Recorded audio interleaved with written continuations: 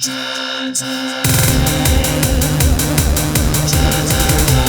guys, we are in the basement, and today guys, this is it. This is our year-end review, our 2015 year-end review, all access video, guys. This is the big one, so buckle up. And you know, actually, technically, this is part number 2, because in the last video, we did a year-end review for the John's Arcade on the road videos, because we did a lot of road trips last year. We traveled all over. We went to the Stern Pinball Factory, to Colorado, to Georgia, to Idaho, and we documented and reviewed all of that in the last video. So if you missed part number 1, go back, because that's a really great and fun video. But anyway, this right here is part number 2. This is our year-end all-access review, okay? And by the way, yes, the arcade is currently turned off because, you know, this is actually how it normally is. You know, when I'm not with you guys recording videos, it's turned off just like this. I mean, certainly my wife and I come down here and play games at least once a week, you know, usually Friday nights, or I have friends over, we turn the arcade on. But for the most part, the arcade is turned off. I know some guys think that the arcade games are turned on all the time. No, they're not. The arcade's probably turned on, I bet you, somewhere between 2 and 4 hours a week, and that's it. You know, somewhere around there. And a lot of people always ask me, is my electric bill super high? And I don't believe it to be. But anyway, what we're gonna do in this video is we're gonna go up to the top of the stairs and we're gonna turn the arcade on together, because I know I get a lot of questions about how do I turn the arcade on. And yes, you know, just so you know, this video is gonna be a lot like the one we did last year, okay? Where we go through and talk about everything in great depth, because it's just a fun video, and it really, you know, a lot has changed down here. Not everything's the same, so there's a lot of new stuff to talk about. But what I do want to do is just go through and talk about every single game in great detail. Again, we're gonna take our time. There's no rush. There's no hurry. I want to play every single game at least one life, right? Let's get a flavor for every single game. You know, I'll tell you where the game came from, you know, what I did to it, you know, and we'll just talk about the general history of the game itself. And then I think we'll go upstairs. I'll show you guys my Miss Pac-Man MAME cabinet, my Centipede Cabaret, which also plays Millipede. I'll take you guys to the garage. You know, we'll see what's going on out there. It's a mess, just so you know. You know, I haven't cleaned out my garage since we last were out there, because we finished the I Robot project, and that was it. I just stopped working out there and left everything pretty much as it was when the I Robot was finished, and so I need to clean it out and get my cars in, but I'll show you anyway, even though it's a really big mess. A lot of garbage out there. But so we'll do that. We'll come downstairs. I'll show you guys my storage area, which is also a mess, but you can see my PCBs, and we have the computer space stored over there. We'll talk about, you know, the toys and knickknacks and stuff that are down here. I did, also what I want to do that's different this year is I want to show you guys just a little bit how I edit the videos in Adobe Premiere. I'll just show you exactly how I do it. We'll go to the PC and we'll just do a quick little fake video. I have some extra footage I'm sure we could use, and I'll just show you how I piece everything together. So we'll do that. That's new for this year. What's also new is we're going to come back here. We're going to have some pickled eggs. We've never done that before, have we? My buddy Scoots, by the way, made these for me. Come on, how amazing is that? So we'll come back to the table after we talk about everything. We'll have some pickled eggs. We'll have a little bit of rum. Actually, I'm tempted to have just a little bit before we start. Is that wrong? Have I not earned it yet? And by the way, Ernest sent me this. And you can see, Ernest, I have had some since the last time we pulled this out. And we'll have some of this later, but it is just magnificent. So we'll have a little rum, some pickled eggs. We'll make some popcorn in our popcorn machine. I printed out a whole bunch of viewer mail, more than usual. And we'll certainly go through that. And we'll just hang out and reflect. And also, I want to give some stuff away. Because you guys have been good to me and were great to me in 2015. So I got some t-shirts I'm going to give away, and some CDs, and then also some cap kits, okay? Because Ian Kellogg and I are putting out these John's Arcade branded cap kits at iankellogg.com. So I'm going to give all this stuff away. I'll tell you guys at the end of the video how you can win it, but I'm going to do like a little John's Arcade like care package, you know. Maybe we'll do a couple winners, and you'll get a t-shirt, a CD, and some of the John's Arcade parts kits. So that's what I want to do at the end of the video. And then other than that, what do you guys want to do? Whatever we're doing here, though, we're going to just take our time. And I mean that. I want this to be a nice, relaxing video. But I guess before we could do anything, we need to turn the arcade on. Okay, so let's go over here. And so at the top of my stairs, and you know, I know that we're going to be repeating a lot of content from last year. I totally know that because not everything has changed, but I do want to really do the all-access video. I want to go through and really show everything, you know. And so, yes, we're going to have to repeat ourselves a little bit, but, you know, stuff has changed around here. It's not all exactly the same. So anyway, let's go to the top of the stairs, because at the top of my stairs, I have some switches, okay? And they're right here. And these switches control 4 20-amp circuits in my basement. Now, I had an electrician come here, a friend of mine, and he wired my whole basement. I can actually show you. The switches are all up high. You know, they're all like up in here, you know. So we got the switches all up there, and each one is connected to 2 breakers, and then they're kind of peppered around the basement. And so anyway, these 4 switches control those switches down there. I mean, those outlets down there. 4 20-amp circuits. I have about 8 to 9 games per 20-amp circuit, which is perfectly fine. You could probably go 10, 11 games a circuit. The games typically draw about 1 to 1.5 amps. So if all the games are 1.5 amps or less, if you have 10 on a circuit, that's technically 15 amps. I don't think you want to go much higher than that. You want to have, you know, some kind of a headroom. You don't want to go all the way to 20 amps. So anything below 15, I think, is safe. And that's where I am right now. So I had this diamond plate thing here with this danger high voltage. Some guy in Clove came up with this idea. I kind of ripped him off. I had my electrician guy copy him, and I love it, actually. It's totally cool. These plates here are actually covers. If you're to remove these, it's just normal light switches underneath. These are actually designed for a swimming pool. And, you know, see here it says suitable for wet locations. And that's kind of the purpose of those. And we spray painted them red. Didn't really hold up too well.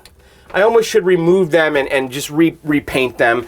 Then over here I got a bunch of badges from all the trade shows. I have a fire extinguisher that thankfully I've never needed to use.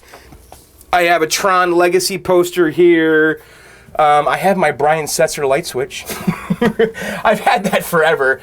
There's an Animal Crossing poster here. Used to have a Mario Sunshine poster there, but it got torn up from all the traffic coming through here. My buddy Adam went to Mike McGill's skate shop in San Diego, and he got me an autograph from him. You know, he's a legendary, you know, Bones Brigade skater from back in the day, and he's got a skate shop in San Diego. Little arcade sign, that was like some Hobby Lobby cheapo thing.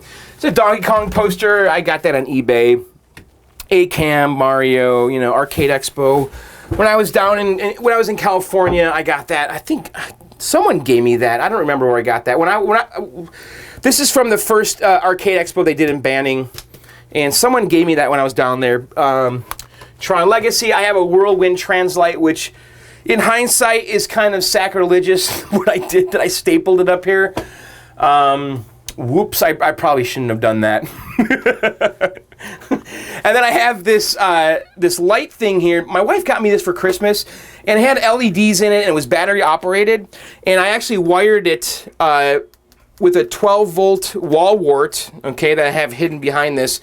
And I put some 12-volt incandescent bulbs in here, which actually were hard to find. I really had to search high and low to find bulbs that fit this, because originally this had LEDs, and it was battery operated, and it just, I didn't want that, so I wanted incandescent bulbs, and I wanted it to be powered, so I wired a 12-volt wall wart to it and put 12-volt bulbs in here. This is actually super bright, this arrow here. And I have all this wired on the circuits that are on here. And then also over there, there's a black light dry erase board that's really cool. So anyway, let's go ahead and turn the arcade on. And there's 4 switches again, and I usually just wait a few seconds in between turning them on. You can hear the arcade starting to come alive.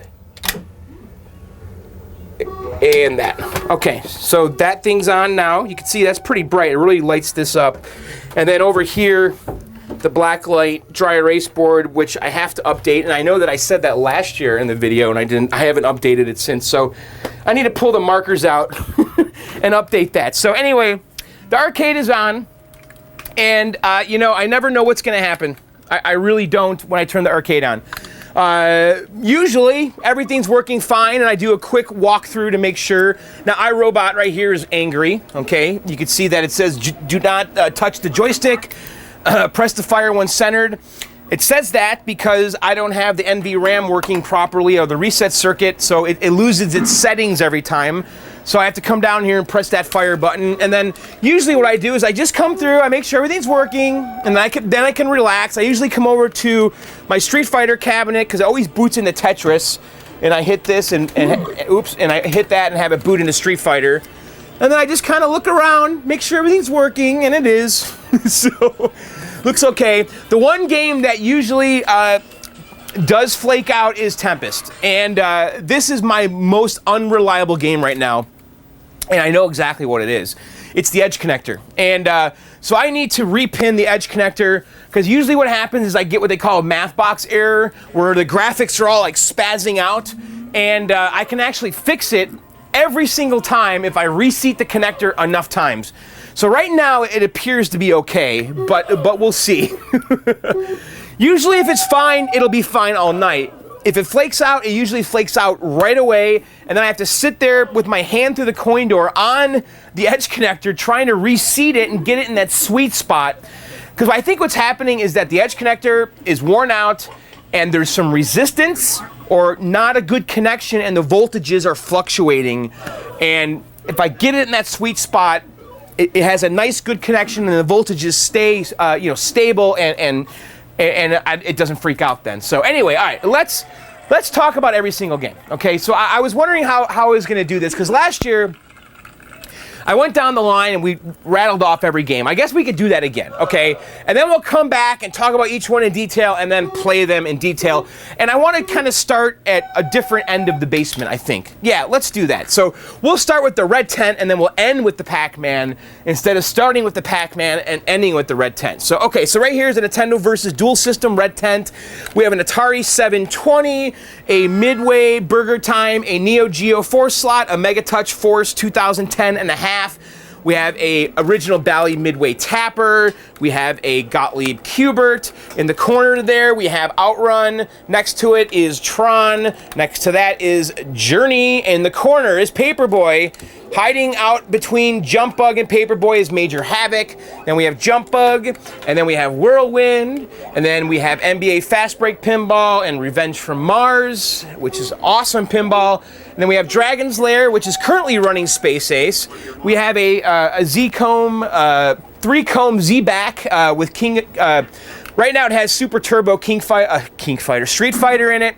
Original Donkey Kong Jr., Robotron, I Robot, Asteroids Deluxe, Mad Planets, Mario Brothers, Track and Field, Pole Position, Zookeeper, Frogger, Golden T4 Complete, an Arachnid Super 6 +2 dartboard, Taito Ice Cold Beer, Tempest and Pac-Man, both cabarets, and of course, hiding out and waiting in the wings is our computer space, which we'll talk about in a little bit.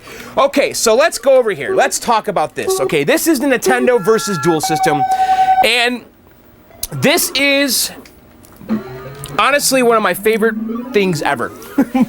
And this is really what got me into this hobby. This is what, I mean, the Donkey Kong over there is my first arcade game, okay? But this is the game right here that made me a tinkerer, okay? This is the game that gave me the confidence to mess around with stuff, because what's awesome about the Nintendo Versus system is that they have this universal PCB, okay? And you know, I've talked about this many times, and I've documented it very well on my website. But anyway, it has a universal PCB, meaning that this system has many different games on it, but one unique PCB, and this is the PCB right here, okay?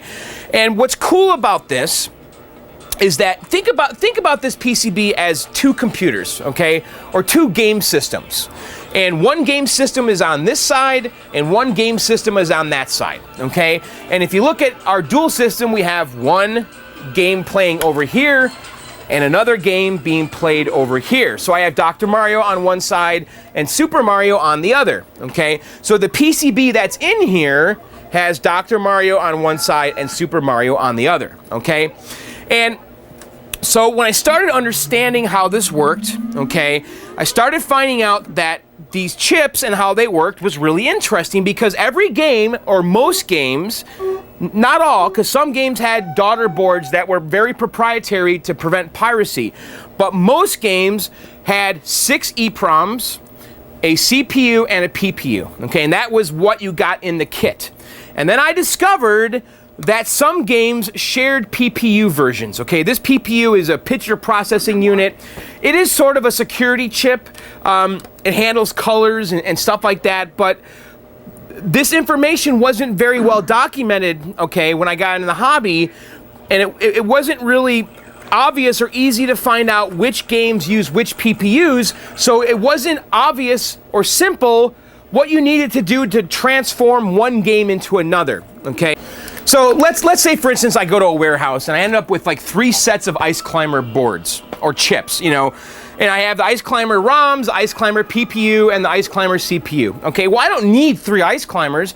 Wouldn't it be cool if I could just swap out the ROMs and play another game with that set? And that's kind of what I figured out and documented, was that, okay, well, Ice Climber uses a 0004 PPU, and I figured out, you know, through researching on the internet and looking at the MAME source code, that Ice Climber shared the same PPU with Super Mario and Excitebike Japan. So all I needed to do was burn 6 new ROMs and use the Ice Climber PPU, and bam, I suddenly had another game. And so that I documented all of that stuff and started really messing around with burning ROMs and removing chips and just getting my hands dirty and touching this stuff. And this system right here is really where all that started for me, and it kind of gave me the confidence to start doing other stuff, because I was starting to kind of grasp and understand how everything was working.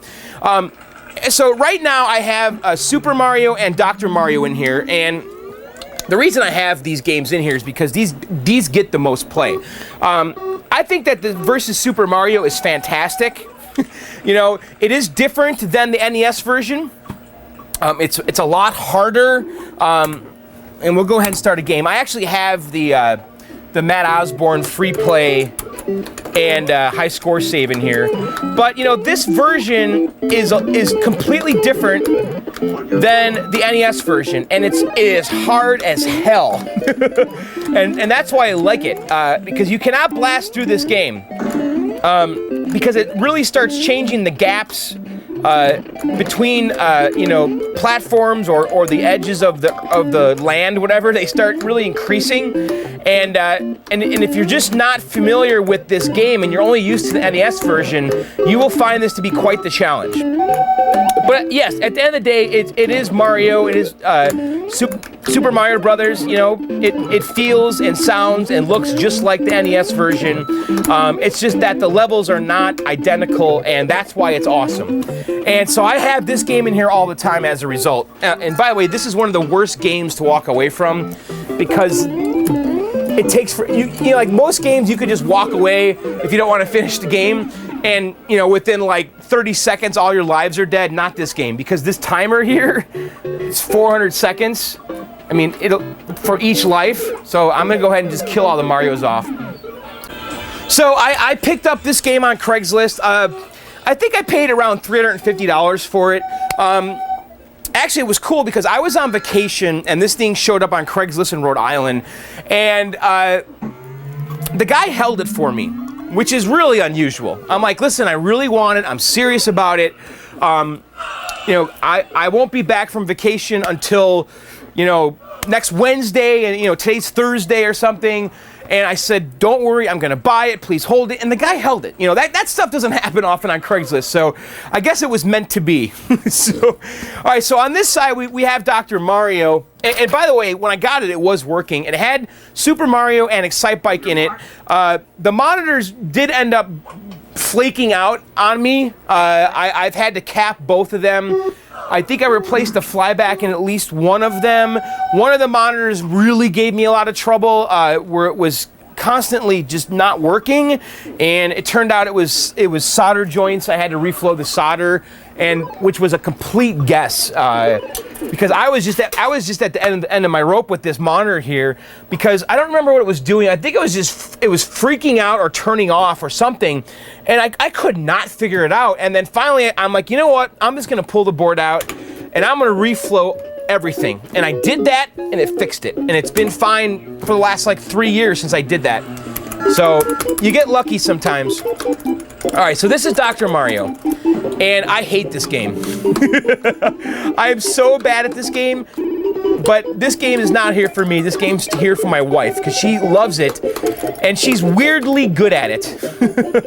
I do think that this is exactly the same as the NES version. It is a nice game to have here, because you can play head-to-head against a second person. You know, one person would be on this side, and one person would be on the other side.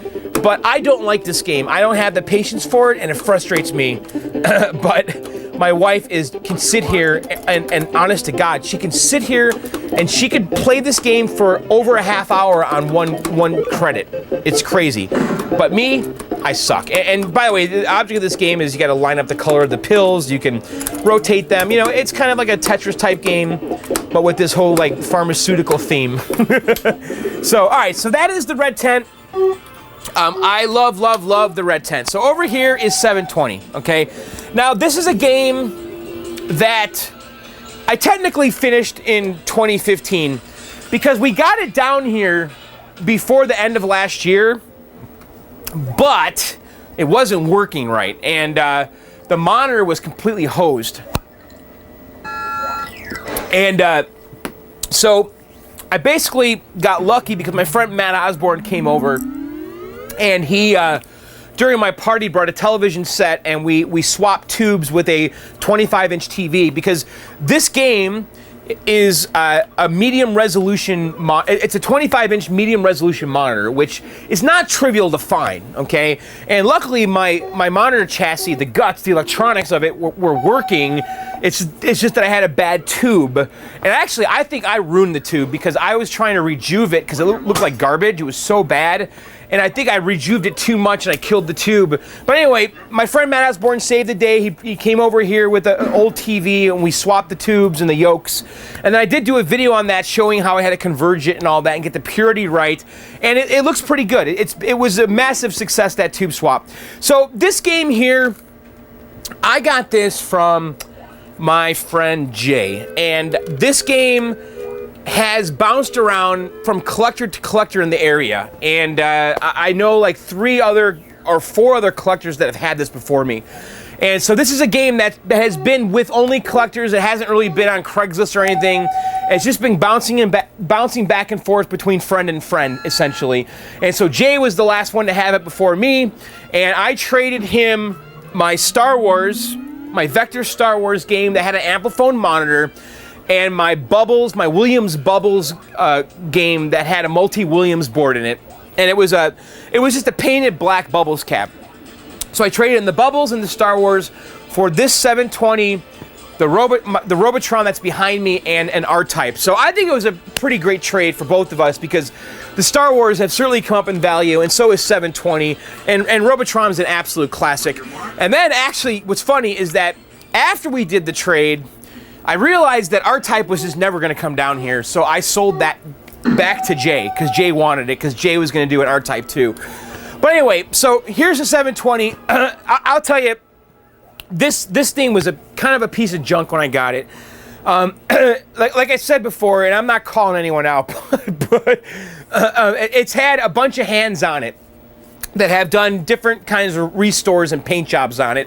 And I tried to kind of undo a lot of the stuff that was done to it. And I think I did a pretty okay job, because originally it had a overlay, the boombox overlay, a reproduction boombox overlay that was on here that looked like absolute garbage. And it was the wrong one, because see how the 720 and the cassette tape glow? And that's how it's supposed to look. You're only supposed to see this logo and this. And on the really bad repros, they don't black out all of this, so this whole area is lit up. Like, not just the logo on the tape, like everything around it is lit up, and it looks like crap. So we replaced that overlay and put that one on there. I also redid an overlay that was on here. I rebuilt the joystick. This thing was an absolute mess, and actually I need to finish rebuilding the joystick because when we rebuilt it, we used the original parts and then basically cleaned it, lubed it, put it back together, and it is like brand new. But I didn't replace the worn parts, and I have those worn parts, so one day, maybe this winter, we'll take this apart and finish our rebuild, and it's missing the dust washer right now. But right now, this joystick's perfect. It feels great. So it's a really cool game, and, you know, I really like skateboarding. You know, I grew up skateboarding. It's something that I still do recreationally, you know, mostly longboarding now, but I just like the sensation of skateboarding. You know, it's fun, right? And so this game is me. In this game, this is John in high school, you know, with the checkerboard Vans, you know, this whole look. So I had to have 720. I'm going to tell you the truth, though. In the last year here, I have not played this game much at all. And I'll tell you why. I'm not good at it. I don't know what it is, but I cannot seem to get very good at 720. But it's just like the theme and everything about it is me. So I will not be getting rid of this anytime soon, but I really do need to put the time into this game that it deserves and get good at it, because I'm not good at it. So anyway, what's cool about this game, it has a very unique control scheme. You know, you can't play this in MAME, right? And so you have a kick and a jump button.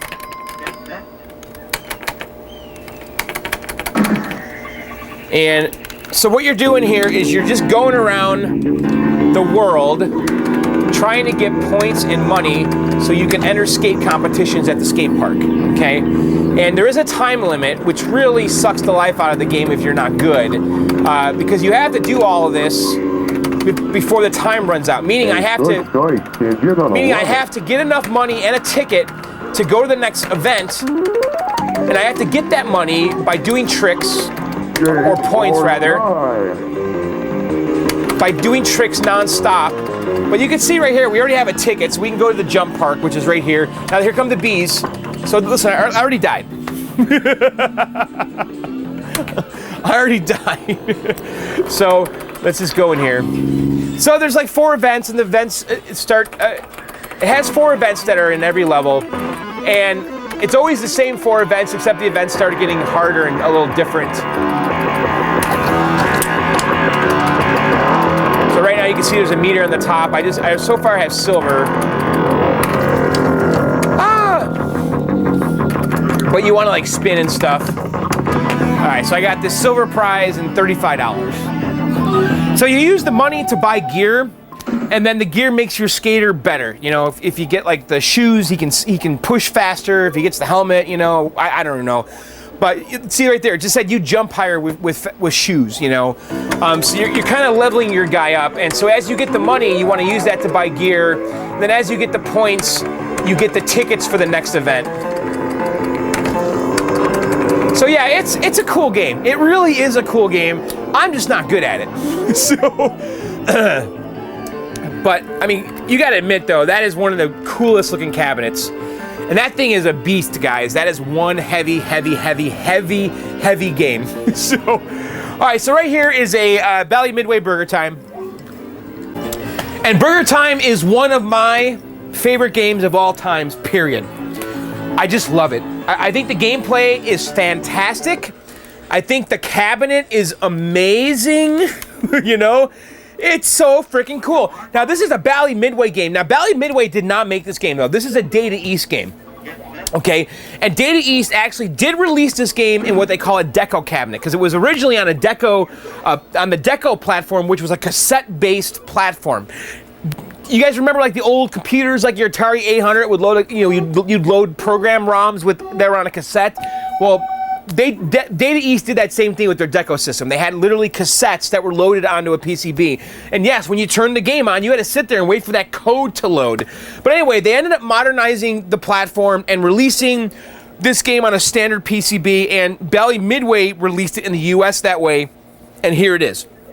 And this is Bally Midway's interpretation of what a Burger Time cabinet should look like, which is actually very different than what Data East thought. You know, I actually have the Data East Burger Time marquee, and the artwork is completely different. It's really funny and cute and very Japanesey, whereas this is like, you know, what some guy in Chicago thought it should look like. I actually show you guys the Data East one, because I kind of, in the back of my mind, want to get the Data East one, but here's the, I already have the marquee for it.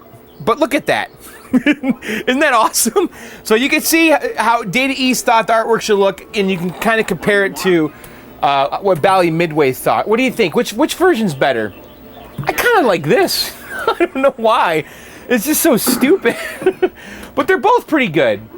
I don't know, man. I like the Japanese. So if I ever find a deco cabinet, I think I'm going to make myself a deco Burger Time. We'll see. But anyway, for now, and the gameplay is identical, by the way. So for now, I have the original, the US version here, and I just love this game. So I love the gameplay. I think it's just a really solid playing game. Now this cabinet here is 100% all original. I did do a lot. Well, I replaced the artwork. I didn't touch the cabinet though, because it's a stenciled cabinet. You know, it's not trivial to redo this, you know. So it's got some battle scars on it. It doesn't really bother me. It has the shape of the Peter Pepper chef. You can see his hat up there. But I did replace the CPO, the bezel, and the marquee, because all of my artwork was kind of blown out and really faded. And the reproductions are really good. Like really, really, really good. And then the bottom here, the kick plate, that's all original. So this game's pretty rough. I didn't do a lot to it at all, actually. I just kind of acquired this game and then just threw it down here. And then afterwards, I like capped the monitor and replaced the artwork. But it plays great. It looks great. I remember the convergence was really off on the monitor. And I spent like a half hour one day and I dialed it in. And it looks like just magnificent now. So let's go ahead and play. Now, I'm trying to remember. I think this has a Matt Osborne high score save kit in here. I'm pretty sure it does. I have to think about that. Yeah, I think a long time ago, I went to Matt Osborne's house and he installed it for me. I think it's like an NVRAM with some custom code. And he's got that on his website, which is like highscoresaves.com. All right, so the object of this game is to make the burgers, okay? And the ingredients are spread apart. You know, the bun's on the top, the lettuce is below it, then the patty, and then the bottom of the bun. And so you want to basically drop the pieces down till they get all the way to the bottom and build the burger. And we do have some defenses. Our little guy has pepper he can throw at the little food things that are chasing him. And I heard something a long time ago, and I always repeat it, but the reason this game has an egg in it, okay, like why would an egg be in here? Because this is obviously all lunch foods, is because in Japan, an egg is an ingredient, a topping on burgers typically. At least that's the story I heard. And I'd like to believe it, because it makes sense. And actually, you know, burgers with eggs on them are freaking amazing. Like steaks, oh my God. So, all right, well, we died. We did very bad. So that's Burger Time. I've done gameplay reviews of that. I actually got pretty good at Burger Time. I'm obviously a little rusty there, but all right, let's move on. So next to Burger Time, we have my Neo Geo 4 slot, okay? And I love this thing. I truly do. It's one of the most versatile cabinets ever made. It's one of the best arcade games, period. It truly is. I mean, this system freaking rocks. Like, it absolutely freaking rocks, because it's a cartridge-based system, okay? And it's very easy to change out the games. And it's also very fun to collect them, because there's so many games.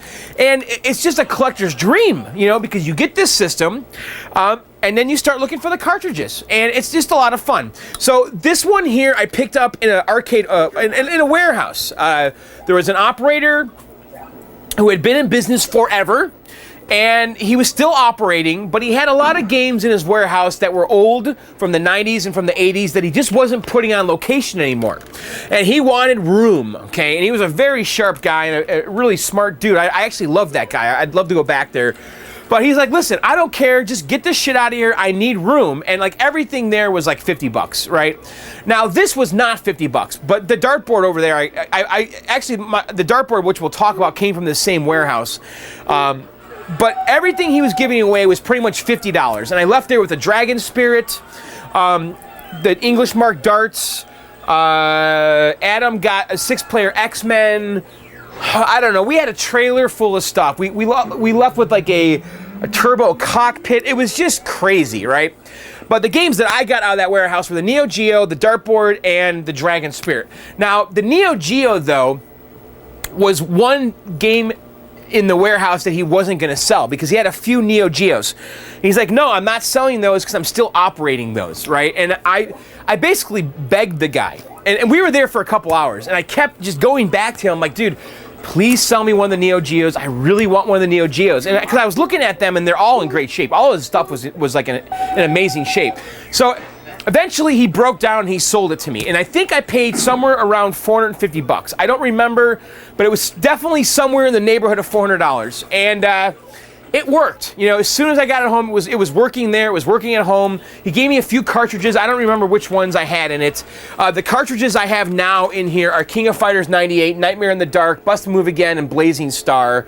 And these two are bootlegs that I got on eBay. This one from a guy in like Korea, and this one from a guy in the US. Well, this one I don't think is a bootleg. It has some kind of repair hack job on it.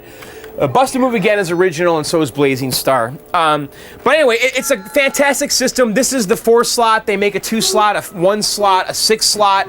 This is the big red cabinet. It's really tall.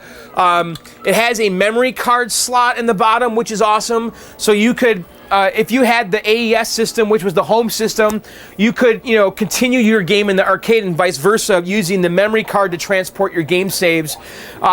The memory card is kind of a must, especially if you have games like Baseball Stars, because you can create seasons.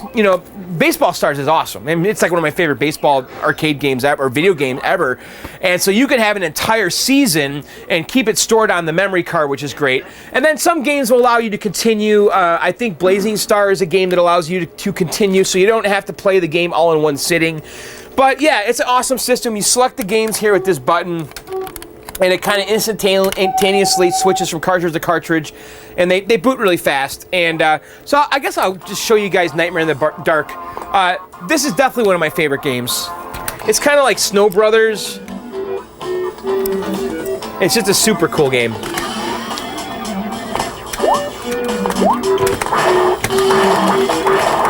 There's like boss battles, and basically you gotta like turn the bad guys into these balls and then roll the balls into them, and then they all die. Oh, by the way, if you guys noticed, the last time we were playing Neo Geo, I couldn't go up. It was the switch. I replaced the switch and now it's fine. I had a flaky switch, and fortunately I had an extra switch in my drawer.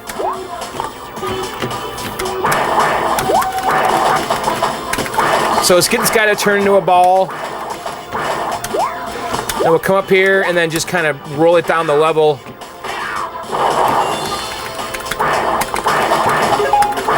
But yeah, this game's cool. I'll tell you this though, I played this game one night with my friend Matt, and we played it for a while. 2 players, because you can play 2 players simultaneous.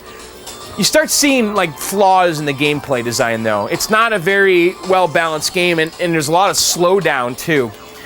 Okay, so over here we have our Megatouch, and this is one of the most played systems in the basement. It is absolutely one of the most played systems. I have the Megatouch Force 2010 and a half, and it's just awesome. This is the Force Radion, okay?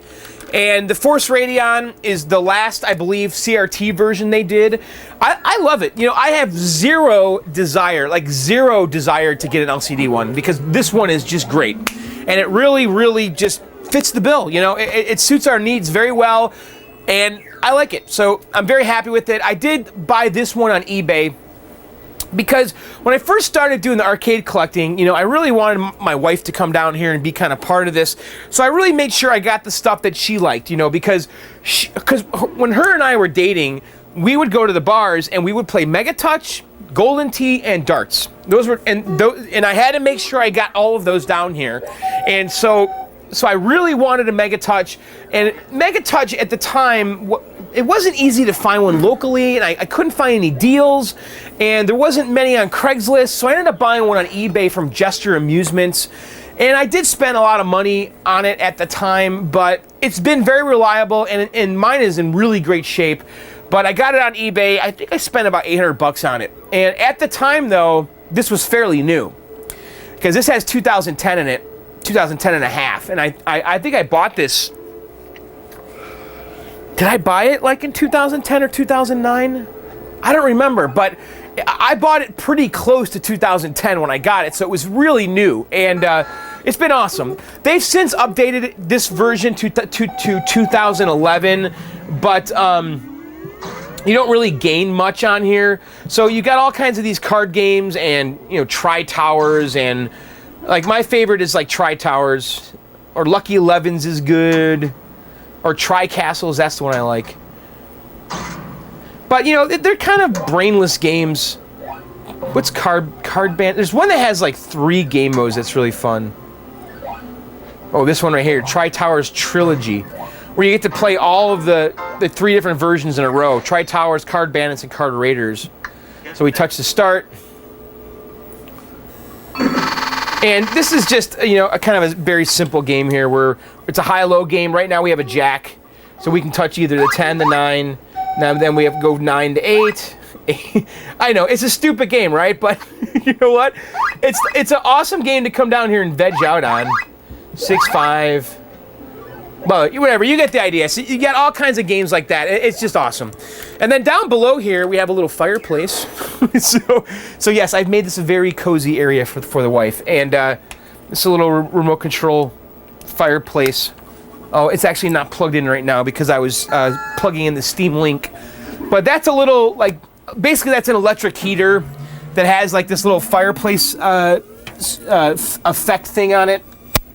And it's actually pretty nice, especially when we come down here in the middle of the winter, because when we initially turn the arcade on, it is, if we're talking January, February, and we come down here, it's cold, you know. But once the games are going for a half hour, an hour, it really does warm up down here, and it becomes the warmest place in the house. So that's our little, remote fireplace thing. On your mark. It's awesome, right? So over here, I got some stuff hanging on the walls. You know, I got the reproduction Tony Hawk skateboard, the pink bottlenose, whatever they call it.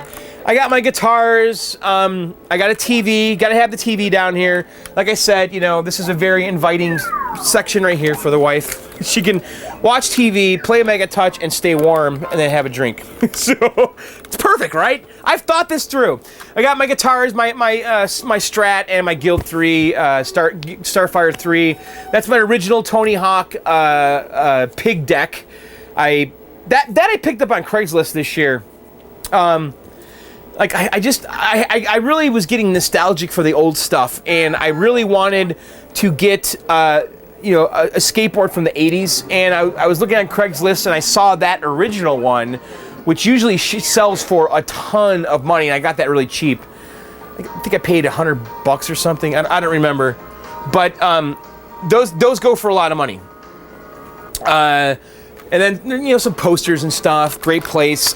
Behind those closet doors, I store some of my musical gear. I got my amps in there and my pedal board and stuff like that, because I used to gig a lot, and all that gear's in there, and I pull that out when I record. But right now I hide it in there. All right, so the next game here is Tapper. This is a Bally Midway game, and it is one of my favorite games for sure. For a lot of reasons too, and it's not just the gameplay. I mean, it's one of the coolest cabinets ever made. It's just such a cool concept to create a game with a bar theme that is like literally like a bar. Okay, this game is like a bar. You know, you have a footrest on the bottom there, brass footrest. Okay, you got cup holders. So they tried making this game like a bar. You know, and it's got the this kind of stained glass marquee. The sides are like monotone with the kind of bartender dude on the side. So it's just an amazing cabinet. And yes, this is the Budweiser version. They also made a root beer version that was, obviously supposed to be a little more family friendly. That version did not have the brass stuff on it. To me, it's not nearly as good. Didn't have the cup holders. So if you're gonna get Tapper, for my money, it's got to be the Budweiser one. So mine is fairly original. It has a reproduction control panel overlay that is delaminating. I need to replace this. I actually have a reproduction one from this Rich at This Old Game. It's got the original glass bezel here, which is really nice because it has the kind of silver ink in there. If you guys can see that, it's really like just metallic looking or chrome. So it's just an awesome game. The artwork's so great, and mine, I haven't really done anything to it. I bought this from a local collector friend a long time ago. I don't remember. I paid somewhere in the neighborhood of $500. And that was 6 years ago. I don't remember, but let's play the game really fast. So the controls are unique. It has these tapper handles that you pull back to serve drinks, and then the joystick to move the bartender, and then 1 and 2 player start buttons. And the 1 and 2 player start buttons, these little tiny like momentary switches that they used to use like on the Midway cocktails, like the same button. All right, so let's go ahead. So I usually try to point press a little bit, because this level here you could pass in like 1 second if you wanted to. So I usually just kind of linger and let that guy get to the end. And basically I'm moving the bartender up and down. I can move him left and right. And then I pull this to serve him a drink. And then if he's close to the door when I serve a drink, it'll push him out and he won't come back. But I want the tips right there. So I got a tip. So now I have to be careful because some of the patrons are watching the dancing girls. So if I were to serve that guy a drink, it would break. It would just go past him because he wouldn't catch it because he's watching the little girls. But it's fun, and it gets really hard and challenging, and the levels and themes are different. Like right now we're in an Old West bar. You'll go to like a sporting event, you'll go to a punk bar, you'll be serving drinks in an alien bar. And they just basically took this very simple concept and just made it harder and harder as you go, as you get further into the game. Awesome, awesome game. This is another game that my wife actually is really good at. And it has this cool mini game. So this guy's gonna shake all the cans, and so he didn't shake that one. And now we gotta tell him where the can is that he didn't shake after he mixes them all up, and it's that one right there. And if we get it wrong, it sprays Budweiser in your face and you don't get the bonus. And now here's the sports arena. So yeah, this game just flat out freaking rules. This is absolutely a game that will never leave. I mean, I would never even consider it. It's just so classic and cool, and the gameplay is great. So I love the MCR stuff. I'm a big fan of it. I've had a lot of the MCR games, which is the Midway hardware platform. Tron, Journey, Disc of Tron, Tapper. What else did I have? I don't remember. But Domino Man. There's Spy Hunter. There's a lot of games on that platform, and I love the graphics and the feel and all that. Okay, so next to Tapper, we have good old Cubert, and just one of the most iconic and classic games, period. For my money, this is right up there with Pac-Man and Donkey Kong. I think Cubert is an extremely classic and relevant character, to video game history, and I just adore this game and the cabinet and the artwork and the gameplay. And so this one I did get on Craigslist. I bought it non-working. I paid, I don't remember, not a lot, $300 or something, because I bought it dead. And so it wasn't working when I got it. And I know I've told this story in the podcast. It wasn't working when I got it, and the guy I bought it from was a little kooky. And but anyway, I got it working within minutes because the interlock switch in the coin door was turned off. And there's a switch in here, right here. You see this? There's a switch in the coin door, and that switch was turned off, so the whole game was turned off right there. See that switch? So if I were to do that, the whole game just turned off, okay? And so the guy didn't. So what's supposed to happen is that when you shut the coin door, it engages that switch. But the switch was turned. Okay, it was turned like that, and it was supposed to be mounted like this, so that when you closed the coin door, it would hit it. But because the switch was turned, it wasn't being engaged. So I brought the game home, and I just came in here, pulled that, and the game just turned right on. So that was it. So it was one of those deals where you get really lucky.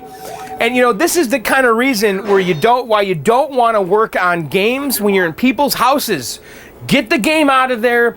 You know, if the game looks good, it's visually appealing, everything is there, and the price is right, get the game out of the guy's house and work on it in your basement or in your garage. Don't work on it there, because if I would have pulled that interlock switch in that guy's basement and the game turned on, he would have raised the price instantly. I'm confident and positive of that, because he originally wanted more money for it, but then the game broke, and so that's why he was selling it for so cheap. And so I got really lucky on that deal.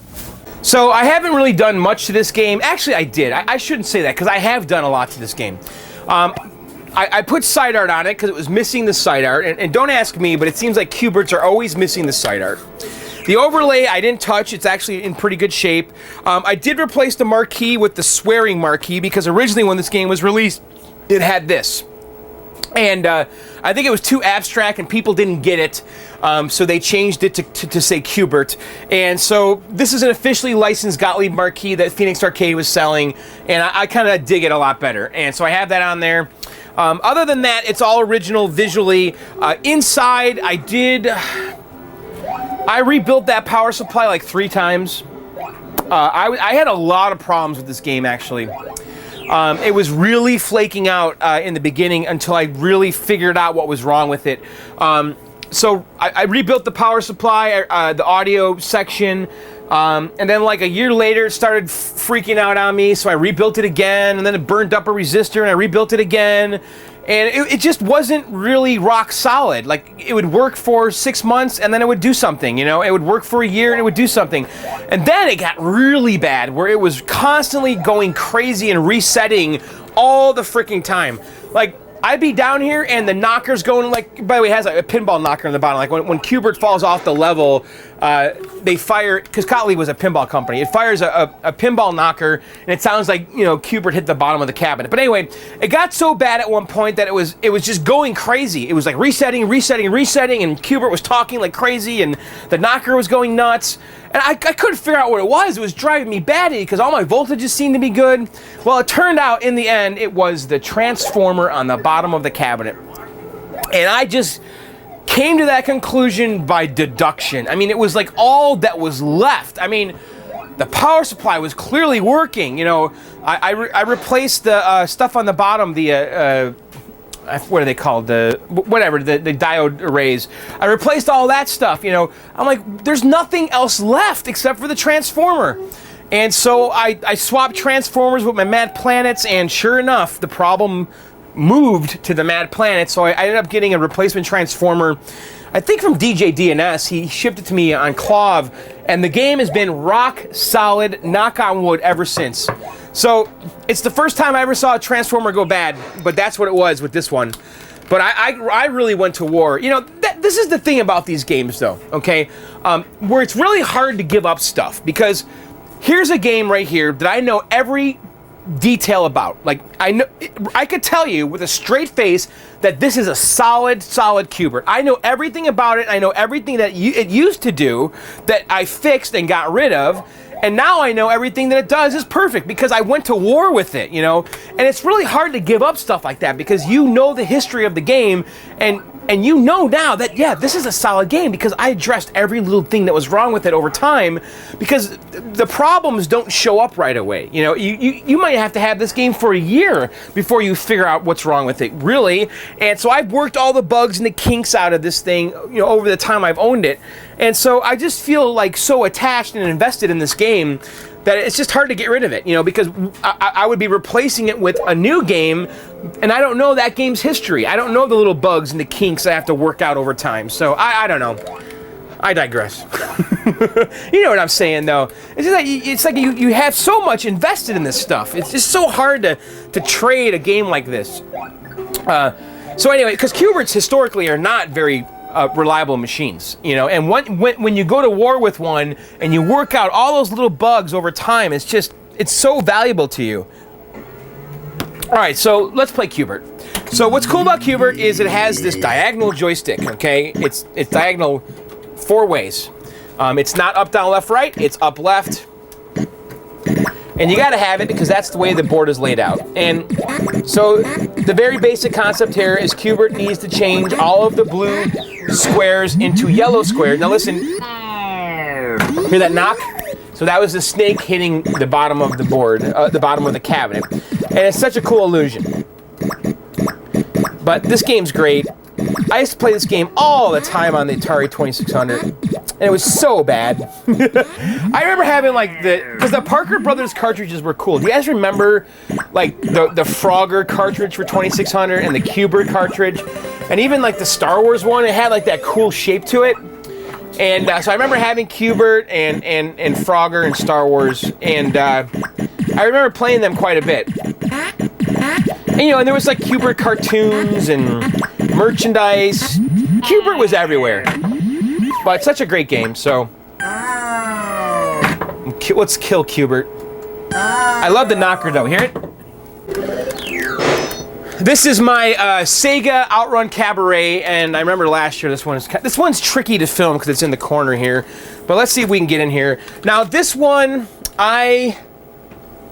where did I get? Oh, I traded my Jungle King for this. Was it a good trade? I think so. I do miss my Jungle King, but you know, this is such a cool game. I mean, Outrun is just it's one of the best driving games of all time. I mean, what else can you say? You know, pole position and Outrun. I mean, those were the big games. You know, at least from my childhood. And this is the Cabaret version, which I think is just uber freaking cool. I love the Cabaret. It has a full-size monitor. I have that map on the top, which is actually pretty rare. You'll never see the map up here ever, like ever.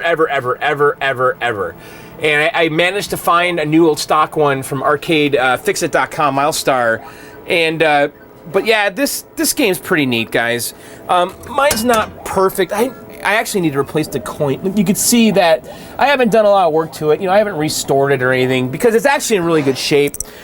This was a game that I just traded a guy my Jungle King for, and I just threw it down here. This game is a little hacked up. Somebody did something to this game, and it bothers me that I never fixed it. But the problems the game has, you would never know unless I told you, because somebody took the PCB, and instead of using the default harness or connector, they actually soldered on a Molex connector and then soldered that to the traces on the PCB. It's a total nightmare hack job. So if this PCB ever goes bad on me, I'm kind of hosed, because I would need to get a new harness, because the harness is just all gone, and right now the way it's wired for this PCB. So I was really pissed off when I discovered that, because it wasn't disclosed to me, but the person that I traded with didn't really know, and I don't know, it made me angry. Because if you gave me a PCB and said, John, I want to test this Outrun PCB in your cabinet, I'd say, no, you can't do it, because my cabinet has been rewired in some goofy ass way that you cannot plug another PCB in here. It's just not possible. You have to redo the hack job on the PCB to make it work in here, which is soldering a Molex connector with like 50 wires to the PCB on 50 little tiny traces, so whatever. But you know what? The good news is the game's been reliable, and I have no complaints that way. It works great and has worked great. But me knowing that that harness is hacked up has bothered me since day one. But you know, this is a very handsome looking Outrun. It's in great shape. Let me see if we can get the camera in here. And you know, it's just a classic. All right, we're gonna just play a little bit. I'm using my left foot for the gas because the camera's kind of jammed up in here. But you know, this was such an elite game when I was younger. I mean, I remember this game, and it really was the shit because of the Ferrari, and you know, it's like Magnum PI, and you got the blonde girl. So You know, life. This guy's living the life right here. This is like Miami Vice or something. And the graphics are just, I mean, compared to Pole Position, this is some uber elite stuff, right? You gotta love the music. I mean, you could select your radio station in the beginning. That's a nice little touch. But yeah, I do like this game. I've thought many times about getting rid of it, and I always talk myself out of it. I don't know. I might, someday I might get rid of it. I don't know. I know a couple friends who keep asking me about it. We'll see. But you get the idea. Let's crash. So that's Outrun, an absolute classic. And then next to it, another game that I consider to be an absolute classic is, of course, Tron. Now, Tron, you know, this was a game I did really play a lot as a kid. You know, I worked at like a Caesarland, which is like a Chuck E. Cheese, and I remember playing Tron in there all the time. And I just thought it was really badass. You know, Tron, the Disney movie, is something that I really remember as a kid, and I love as an adult, and I just love this world. This is a game that a lot of people say is not good, and I strongly disagree with you. I think this is a really good game. And obviously, the cabinet is amazing. Now, this is a game that I did pick up from a collector friend, and I never did anything to it, ever. I think I did rebuild the monitor.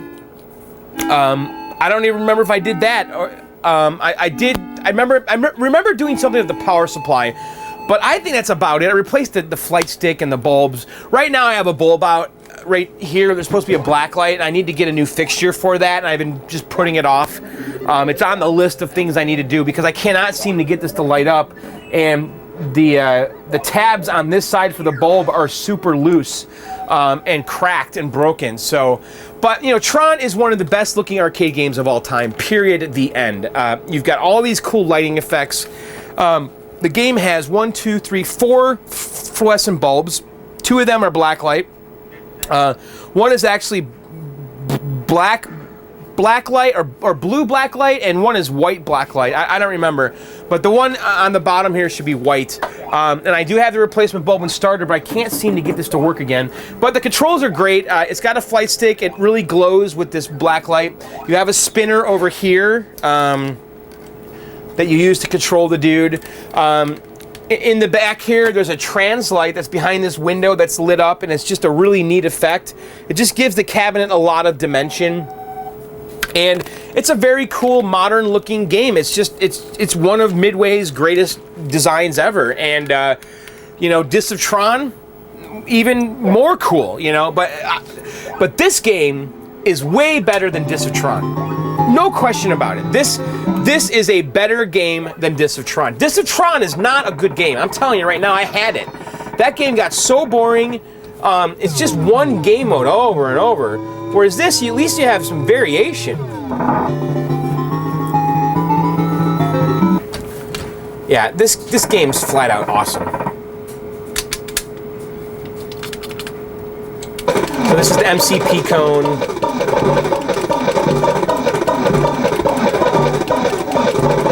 And we're just trying to get through here. You know, there's 4 modes. It starts out really simple, and then it gets really hard. And I've yet to master the game. I know there's patterns and stuff, and I need to learn them, especially for the light cycle level and the tank level. But I can usually get somewhat far. Game's not saving high scores, I'm noticing. Need to look into that. Now this game, I have a cordless foam battery in here, and it usually does keep the scores. Every now and then it'll lose them. But that cordless foam battery has been a good solution with this cabinet. So I'll put my score in now, and we'll see if it saves it. So this is the grid bug level, and I just died. Let's see if we can get through all 4. But I love the music, I love the graphics, I love the game modes. I think this is an awesome game, and I don't get why people diss this game. I don't think it deserves it at all. Oh my God, what's going on, John? I'm not doing very bad. I'm not doing very well. I am doing very bad. All right, let's you know what? Let's go do the tanks. And the levels are random. You don't know where you're going to go, but I knew because of the other 3 that this was the tanks. So the tanks obviously starts off very simple here, which is one tank. All right, let's complete the grid bugs here. At least show you all 4 levels being completed, and then I'll die and we'll put our initials in. So do you guys like this long, slow, detailed video? I know it's... God, I don't even know. This is going to be a long video, I can tell, because I really am going slow. I hope you don't mind. I did just crack open a beer. I don't know, I was just kind of getting parched. And it's like 5 o'clock on a Sunday, and I really do want to just make this a relaxing video. I don't want this to feel like work. I want it to be like just conversational, and I thought cracking a beer open would kind of would do that for me. What do you guys think? I don't want to be hammered though. But we are going to take our time. All right, so the next game here is Journey. Now, guys, you know, if you've watched my channel for any bit of time, you know that this is a very special game to me, and it was a very special restoration. This was a complete restoration in the truest sense of the word, of the phrase or whatever, because when I got this game, it was not a Journey. It was converted to a golf game, Taito Birdie Classic or something, and everything was gone. Literally, I had nothing to work with. I had basically a cabinet, and so I had to find every single part, which is not trivial when it comes to Journey. Because Journey has a PCB that's unique to itself. It has a cassette interface board that enables it to play a real song, because it has a cassette player that plays music. And to top it all off, it's super rare and super expensive and super desirable. So it was an uphill battle. I pulled it off. It was really one of my greatest restoring accomplishments to date, I think, just because I started with nothing and I ended up with something that's just so amazing. And I just love the cabinet. I love the artwork. I love the band. I am absolutely a Journey fan. And I'll tell you this, you know, since I've did this game and this restore, I feel so connected to Journey. Like, just like the band too. Like, it's weird. It's like I like to listen to their music now, like more than ever. Like, I feel like I'm a Journey guy, you know? And it's all because of this stupid game. It's just like I spent like a whole year of my life just being so consumed by the Journey world that it's now like part of me. And I consider myself a big fan of Journey now, the band, and I really didn't when I was a kid. I mean, I liked Journey, but I didn't know as much as I know now because I just have been just consuming it like crazy. And by the way, there is a documentary about their new singer, Arnell, that's on Netflix. You have to watch it. It's so dynamite. It'll make you love these guys, especially and Arnell. All right, let's play a game. Uh-oh, what's happening here? Why is it not starting? Great. What's going on here? Why come Journey isn't starting? What happened here?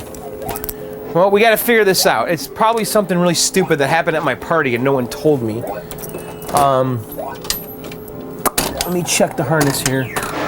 There we go.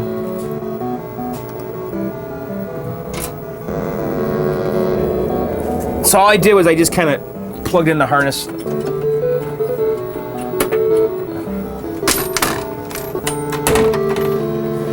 I knew it had to be something stupid. Probably just the ground wire wasn't all the way in the plug. All right, so you play, there's like 4 different levels or 5 different levels for each member of the band. Right now we're Steve Smith, the drummer, who, by the way, is back in Journey. And the one thing I did notice is the top of my screen, this monitor, I hate it. I can't seem to adjust it all the way, and there's like a sweet spot I need to find to reveal all of the score up there. And I'm gonna have to pull this out one day and play with it again, because as it's been down in the basement, the monitor keeps getting a little bit out of adjustment. I don't know, because the parts are warming up or something, but the top of the score is cut off a little bit there. And I remember having that issue in the garage, and I had to just adjust the hold and all that and just find that sweet spot till I was able to show all of the score on the top. But the monitor in here, was it a G07? I don't remember, but the the adjustment controls were not good. So right now we're the great Neil Schon, who really is a great guitarist.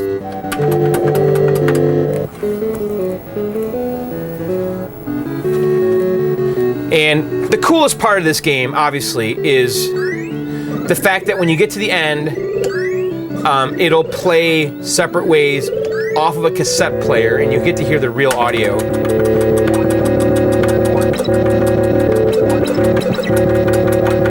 I actually suspect I have my cassette player turned all the way down. We might have to turn it up.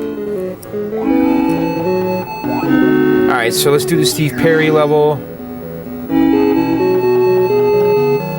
And I'm just kind of blasting through this.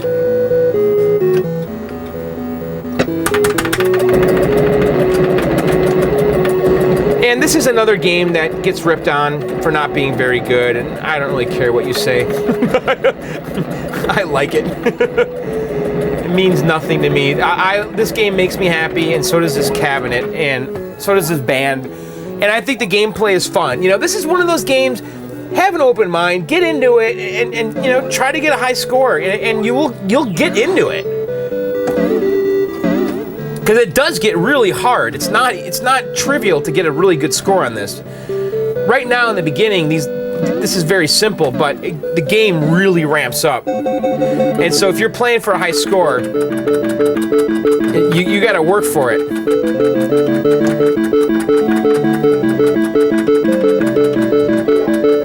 All right. So now it's going to play the song. I got to turn the volume up.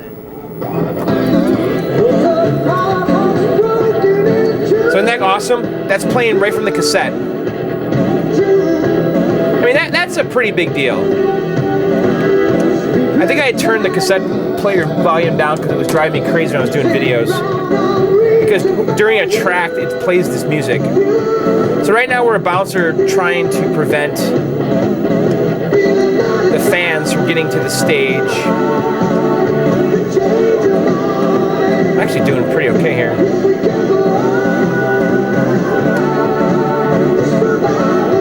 God, I'm doing great. The fans got in. Then they rush the stage, steal all their instruments again, and then you start over. What do you guys think? Pretty awesome, right? All right, so over here, let's move on. We have a Paperboy. So this is a game I bought from a collector in New York. It was painted black. I did nothing to it. And you know, there are definitely some games down here I did nothing to. And it's funny because it's some of my favorite games too. Like Tron, I never did anything, or you know, Paperboy, I never did anything to it. I'm just looking around. Games that probably did deserve a restore, and Paperboy is one of them. In fact, I would love to pull Paperboy to the garage and do a proper restore on it, because it really does deserve it. And I really think the Atari System 1, the generic Atari artwork with the logo and the stripes on the side really is pretty handsome. But anyway, Paperboy is, I think, a very special game, especially because of the control scheme. You know, it has handlebars. You know, this is a game that you cannot play in MAME. You know, you just can't, right? You cannot get the same experience. You know, the controls are left, right, you know, forward, backwards, and then trigger. You know, I know that you could do that somehow with the keyboard, but you're not gonna get the same feeling of being a Paperboy, right? And you know, I was a Paperboy when I was a kid. I truly was. I mean, that was my first job. My first real job in life was a Paperboy. And so I related to this. It's funny, I always think, you know, there's not really Paperboys anymore, are there? Like riding around on a bicycle delivering papers. But so I love this game. I used to play this a lot in campgrounds. I know I told the story about my parents dropping my sister and I off at the campground arcade, and she got out of the car. We were going to play Paperboy. She jumped out of the car, and my dad ran over her leg as we were going to play Paperboy, and he stopped the car, and the car was on top of her ankle, and we're like screaming. And he backed up off of her ankle, and she was fine, you know. But that's like my Paperboy memory, because we were going to play Paperboy, and she was jumping out of the car and got ran over by my father. But anyway, yeah, you know, I played this game quite a bit when I was younger. And let's see if we can get in here and just kind of show you guys a little bit of gameplay.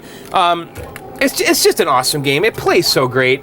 And I've been told that I'm missing sounds, and I didn't realize that till the last video I did.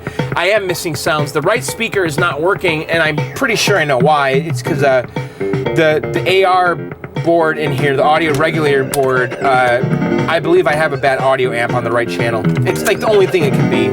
So I'm gonna rebuild that soon. That should be a winter project. But the thing is, unless you really know the sounds in this game, you wouldn't even know that the sounds are missing. Because I actually didn't even realize it until someone told me. And I started doing some tests, and I'm like, oh my God, sure enough, I'm not getting any audio out of the right speaker. I had no idea. And I don't even know how long it's been like that.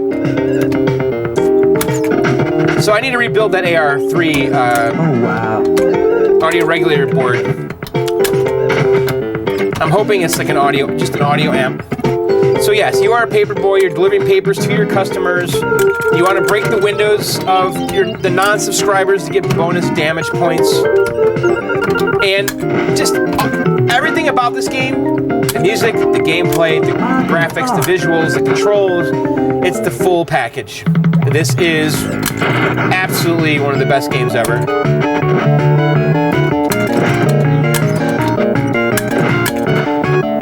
I love it. And this has been a very reliable game. I don't think I did much to this game at all, did I? I'm looking around. I didn't do nothing to this game. The monitor I did have to mess with. But yeah, so you're basically going through the week, and that was Monday we just finished. But yeah, this game gave me monitor trouble. The original monitor in there was a Disco medium res monitor that died on me. I tried fixing it, I failed. And so I didn't want the Disco monitor because it's junk. So I ended up buying a NARC on Craigslist that had a medium res monitor and a dead NARC. And I removed the monitor from the NARC and put it in the Paperboy. And then I gave the NARC away. So, all right, next to Paperboy is my Atari Major Havoc, which is a very special game. A very rare game. They made this game in two versions. The dedicated cabinet that looks a lot like Firefox or I Robot, okay? And then they also made a conversion kit that was used to convert Space Duels and Gravitars and Tempests into Major Havoc. Now this right here is the Tempest conversion kit installed in a Tempest game. This is the official Atari kit, you know, with the full side art too, by the way, mind you, which is very special. I have the full Atari Tempest side art. You can't really see it, but it's all white and with Major Havoc in the center of it. So you don't see the original Tempest artwork, which you did on most of the conversions. Most of the conversions, they don't have the sides addressed, whereas mine does. It has the full kit installed.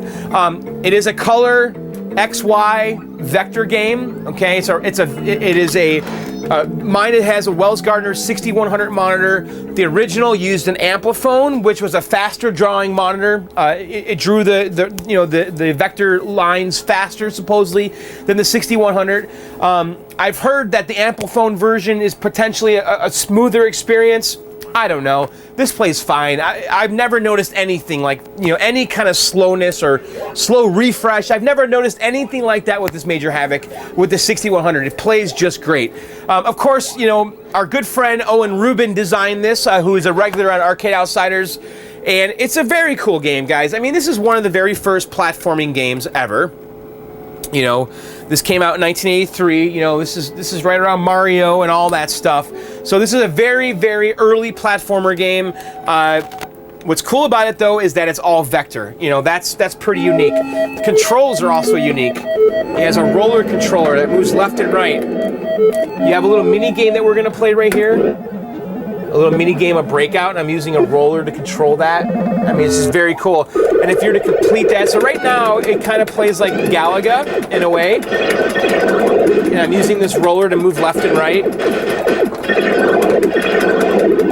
And I want to land on that base, and I have to kind of kill their defenses, which are these little fish robot things. Got one left. All right, so we're gonna land on the base. And I'm navigating that with my roller controller left and right. And now we need to go inside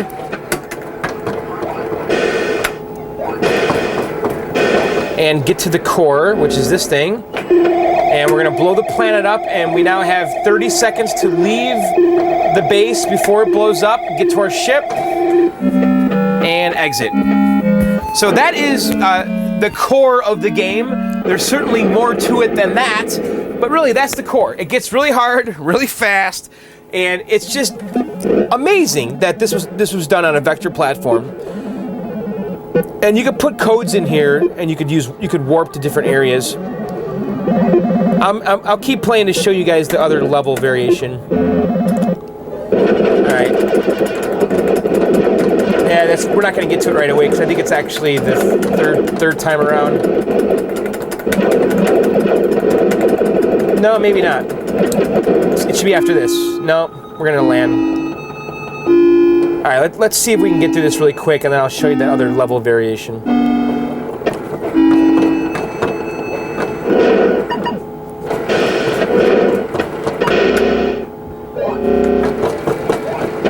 So, need to avoid the sparks. Ah, I died. I don't know, this might be risky. I might not be able to do this right away. We'll try it.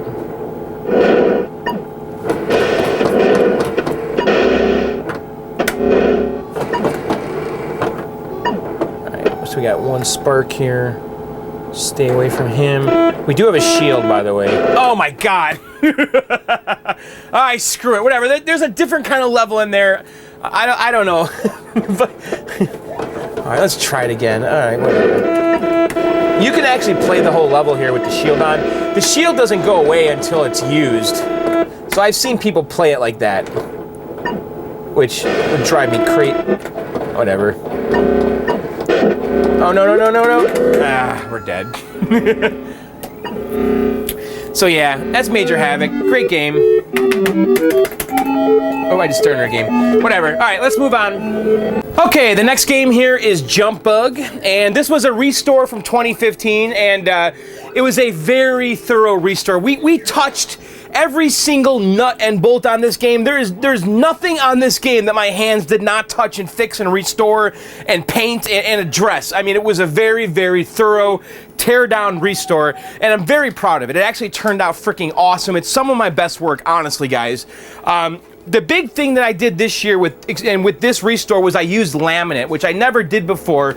But the sides here, this is vertical grade laminate, and it's just like brand new. It's better than new, honestly.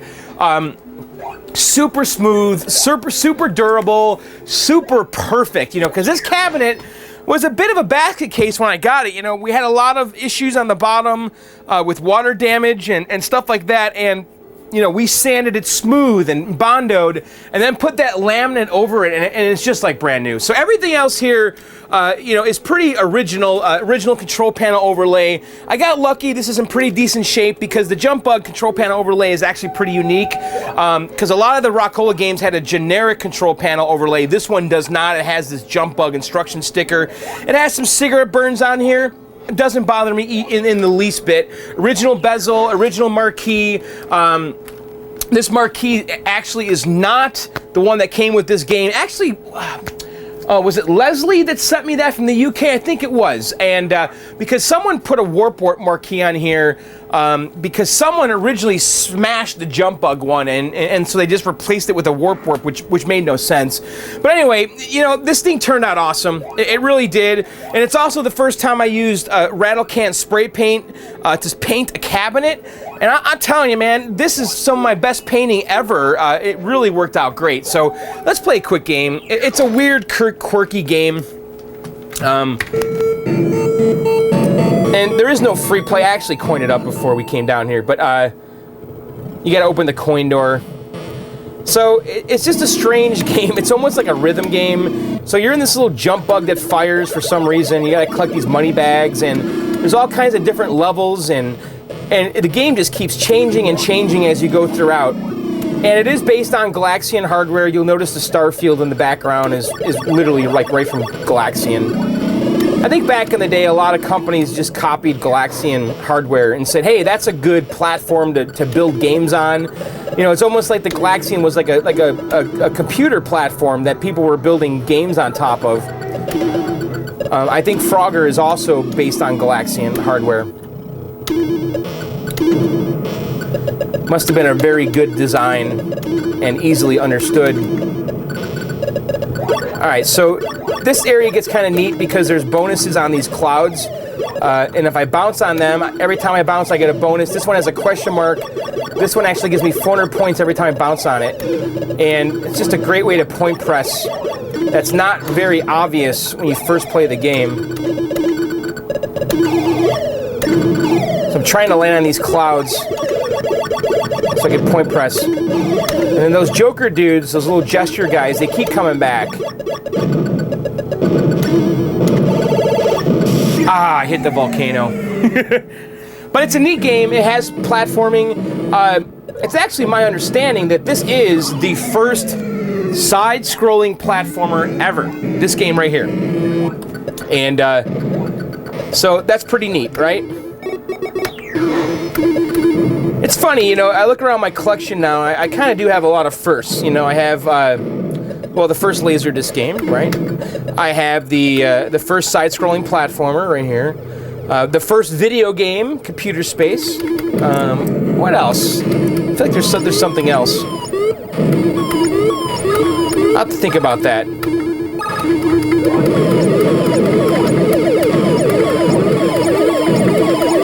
So I love this area here. It gets really weird. So the money bags turn into skulls, so you have to like get away from them. But anyway, that's the idea. You know, that's only the second level, so there's like 2 more levels beyond this, and the gameplay just gets really different as you go along.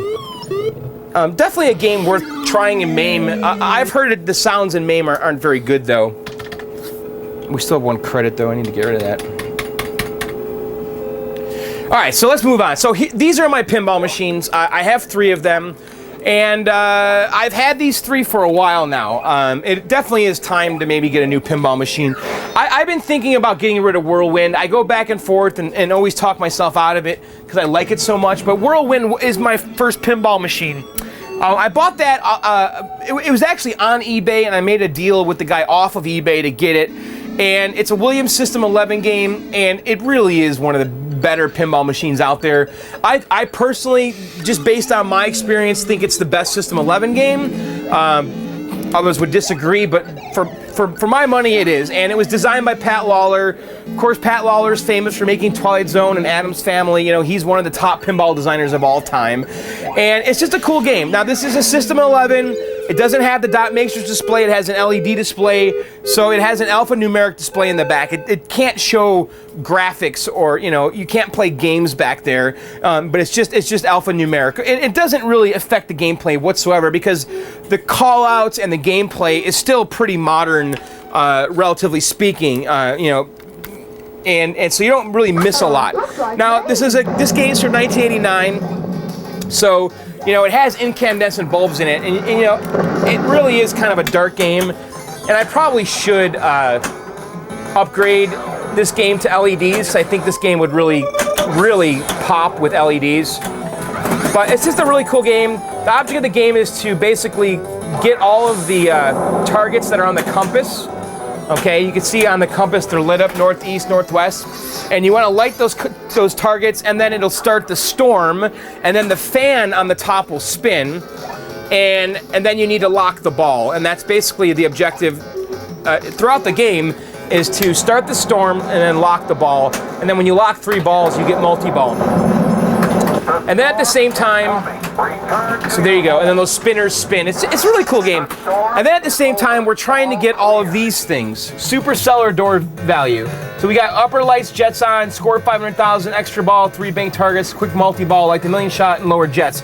So once we light all of these things up here, it then starts kind of the wizard mode, and we get these by going down this cellar right here. Okay, see that right there?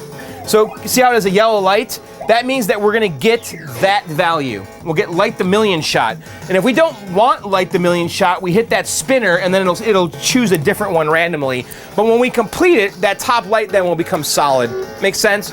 And you know, when I was a kid, I didn't play pinball much at all. And when I did, I didn't know what the hell I was doing. And when I got this game, the first couple weeks, I was basically playing this like I was 12 years old. I didn't know what I was doing. And then, at some point, it clicked. I'm like, whoa, wait a second. There's like rules and stuff. And then I started learning how this game worked and all the different rules, and I'm like, holy cow, I love pinball. This game is so deep. And honestly, for a good portion of the year when I got this, I really was starting to turn into a pin snob. I thought pinball was where it was at, and I really started neglecting my want and love for the vids, and I was really just pinball, pinball, pinball, and I kind of got over that really quick. I don't know what happened. I started going down the pinball path, and I'm like, well, for one, the pricing is stupid. And I'm like, you know what, I'm not a pinball guy, I'm a vid guy, so I just started backing off, and it was really, I think, a good decision for me. Because the pinball road, I don't like it as much as the vid road. It's hard to explain. I just don't really have the true nostalgia, and there's not a lot of variance from machine to machine. At the end of the day, they all have the same form factor and you know, similar gameplay. You know, you got flippers and a ball, so I'm not dissing pinball, but I just my heart isn't in it as much. But I like it, and I want to have a few around, but I'm not. I made a decision I didn't want to go much further than 3 or 4 in my collection because I get more out of the vids, and I think I like working on and restoring the vids more. Pinballs are not hard to work on, at least based on my experience. It's very mechanical and a lot of common sense stuff. I've been pretty lucky being able to fix everything that I encountered so far. All right, so moving on. This is NBA Fastbreak. I had to get this game for my wife because when we were, I know I've told these stories before, but I'm going to tell it again quickly. When my wife and I were dating in the 90s, there was a radio station in Chicago that was giving this game away. And basically, they were giving it away when it came out, like in 96 or wherever it was. And they picked 3 listeners to come into the radio station. It was Q101, by the way, if you guys live in Chicago. Like Wendy and Jerry, or Wendy and... What was it? Wendy? I don't know. Anyway, they picked 3 listeners to come in the studio. They had to play against each other. And whoever got the high score would win this game. And so I made her train. And this is well before I owned any video games or arcade games. So I took her to Dave & Buster's. I made her train. I'm like, you are going to win this. And she got pretty good at it. And so the day of the event, she goes in there. She beat the first guy. And then the third guy comes along. And turns out he was a ringer. He was a professional pinball dude. He really knew how to play, and he had a stance and everything, and he beat her. So she came in second place, and we didn't get it. And then flash forward, 15 plus years later, I start collecting these things, and I'm like, you know what? We have to right this wrong, and I need to get an NBA Fastbreak. And it turns out it's a great freaking game. It really is. I've enjoyed the hell out of it, and my wife loves it too. And I've had this game for a bunch of years here, and I love this freaking game. And it was designed by George Gomez, who I love. He also did Tron. And heck, I even got to meet the guy and do a tour of the Stern factory with George. If you guys didn't see my Stern pinball factory, definitely go back and watch it. And here's the thing, I'm not a basketball guy at all. I'm not really into basketball. Obviously I love the Chicago Bulls back in the day, but right now, no, I'm not a basketball guy. But during the Michael Jordan era, sure, right? Which is what this is kind of emulating, because it's from '96. This is Scottie Pippen and Jordan and all that. But Jordan's actually not in this, but the rest of the Bulls are from that era. But anyway, what's cool about this game though is it's lighthearted, it's fun, it's upbeat, it's accessible, it's easy to understand. The rules are simple and deep if you want them to be. But basically, you're playing basketball, and the scoring on this game is that of basketball. It mimics the basketball scoring, meaning you'll have a game where your score is like 25 or 80. And if you play a 2-player game, you might get 44 and your opponent gets 43 and you beat them by 1 point, So let's go ahead and pick our team, whatever, we'll just pick anyone. We'll pick the Bulls. And so it has like the NBA Jam announcer, which is super cool.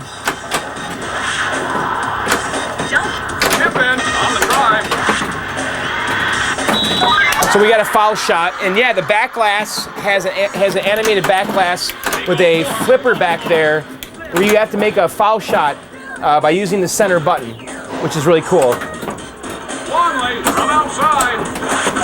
And we just made a basket there. But it's a great game. It really is. It's a very nice, modern feeling pin. And great audio, great rules. So right now, we have a pizza power shot. Isn't that cool? So I'm trying to time it so I get 3 points. Isn't that awesome? It's really cool. So yeah, you get the idea. Just trust me, this is a great game. And what's even cooler about NBA Fastbreak is if you had 2 of them, you could link them together and play head-to-head pinball. Head-to-head basketball pinball. I mean, how awesome is that? So that's been my dream, you know, if I had the room and the cash to get a second one and link them together so you could play head-to-head. Now, my buddy Greg from Arcade Impossible has one, and he's talking about figuring out a way to make these work over the internet. So we'll see. I don't know if he's going to really pull that off, but I know people have tried.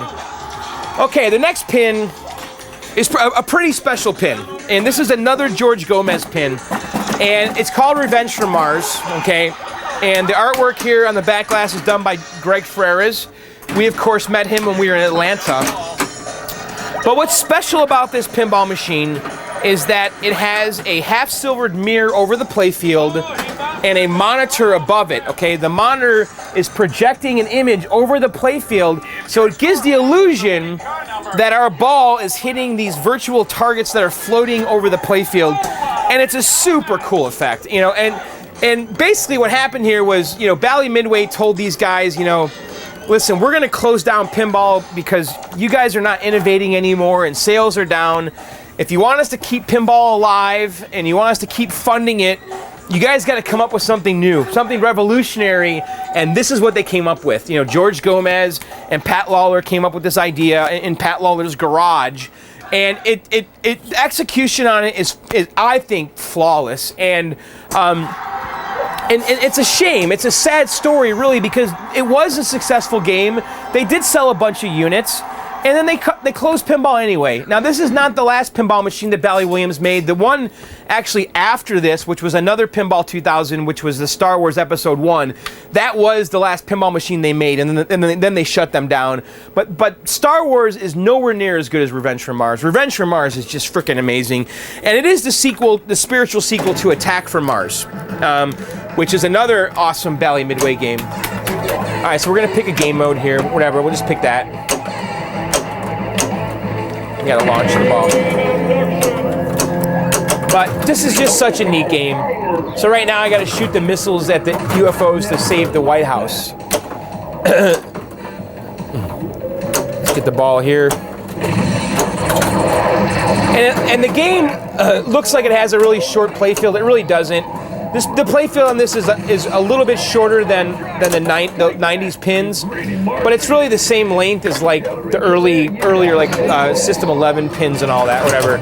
I think it's like a couple inches shorter. I don't know.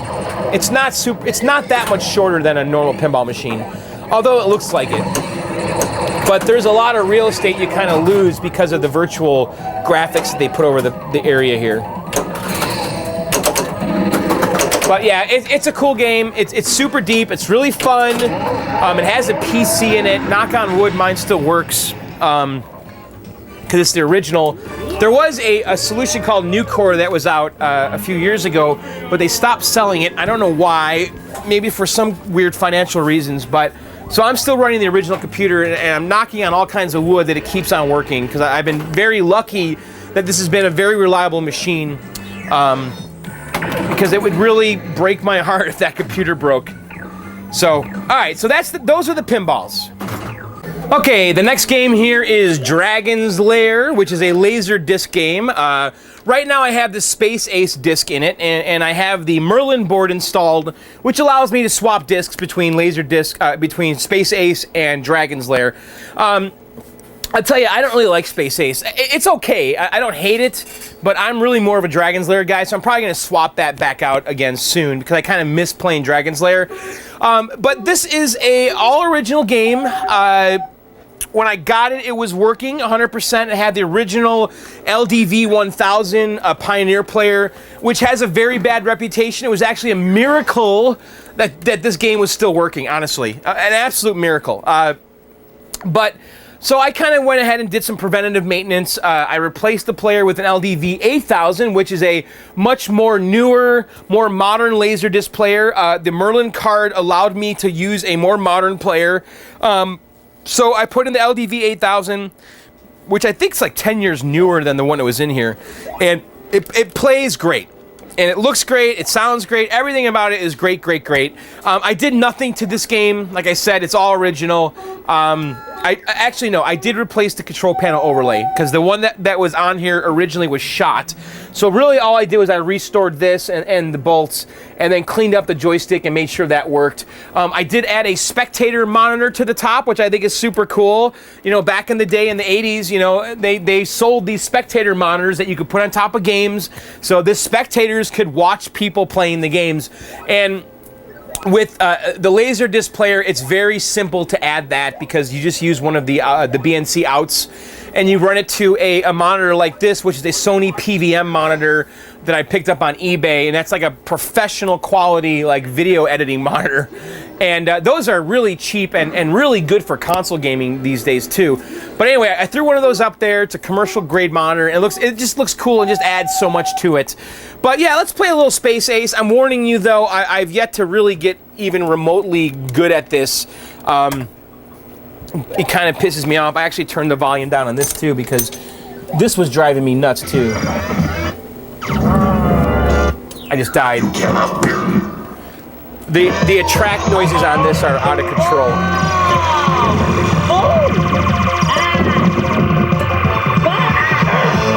So you turn into the Space Ace dude. Oops, I just died. But it's a cool game. This is another game that people diss on. I'm so not good at this game. I am so bad at it. Oh my god, should we try that again? I gotta turn the volume down a little bit though. It's really obnoxious. There's Bush. There's like two volume knobs. One for like speech and one for music. There's like 2 tracks of audio.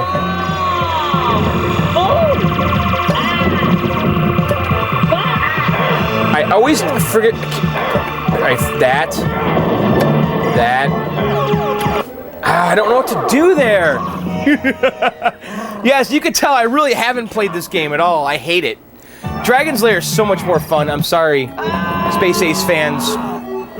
But you know, it's awesome Don Bluth animation. I mean, come on. I mean, visually, it's coolest game ever. And I am a Laserdisc guy. You know, I got a Firefox too. So yeah, that's Dragon's Lair. Next to it is my Z-Comb, 3-comb Z-Back.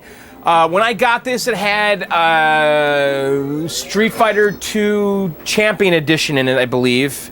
Or was it Hyper? I don't remember. Yeah, it was. It had Hyper Fighting Street Fighter 2 in there, which I still have that board, and that's an awesome version of it. Right away, I started seeking out other versions of Street Fighter. I picked up Alpha 2, Alpha 3, Turbo, and my friends who are Street Fighter guys, when they come here, they want to play Super Turbo. And so that's what I have in here right now. I haven't changed out the marquee. But this cabinet has been very useful, and because it's a Jamma cabinet, it's the only Jamma cabinet I have down here. And Jamma, of course, was a standard that they came up with in the 90s, late 80s, that allowed you basically to swap PCBs. You know, because the PCB was wired for Jamma, and if you have a Jamma cabinet, you just plug it in. It's almost like a universal wiring system. It just made a lot of sense, right?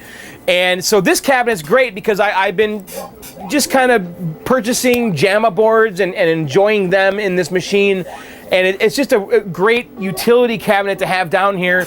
And I like this one a lot because it's very easy to access the PCBs by opening this control panel, and there's a drawer that pulls out. But anyway, I have Super Turbo in here right now, and God, it's just horrible. Oh, by the way, I also have a switcher in here that allows me to switch between 2 Jamma boards. So I have Atari Tetris and then Super Street Fighter. But yeah, I'm just not good at this game. I started a 2-player game, stupidly. I mean, you guys know Street Fighter, but this version, I hate it. I'm telling you, the single player is not even remotely fun because the AI is so cheap and relentless. Of course, I'm doing good right now because I started a two-player game and I'm playing against the nobody. But it's a cool version if you play against your friends. It is not a cool version if you play against the computer. And then if we switch to Atari Tetris, you know, what can I say? This is Tetris, man. This is a great version of Tetris, by the way. And my wife loves that, so that's why I have that game in here. Tetris is awesome. So yeah, that's the Jamma cabinet. Just an awesome cab. I picked this up in a trade. I traded a guy some Nintendo Versus boards and stuff. I don't remember if cash was involved, but it was a trade cash deal for Versus and Street Fighter. Anyway, all right, moving on here. I have my Donkey Kong and Donkey Kong Jr.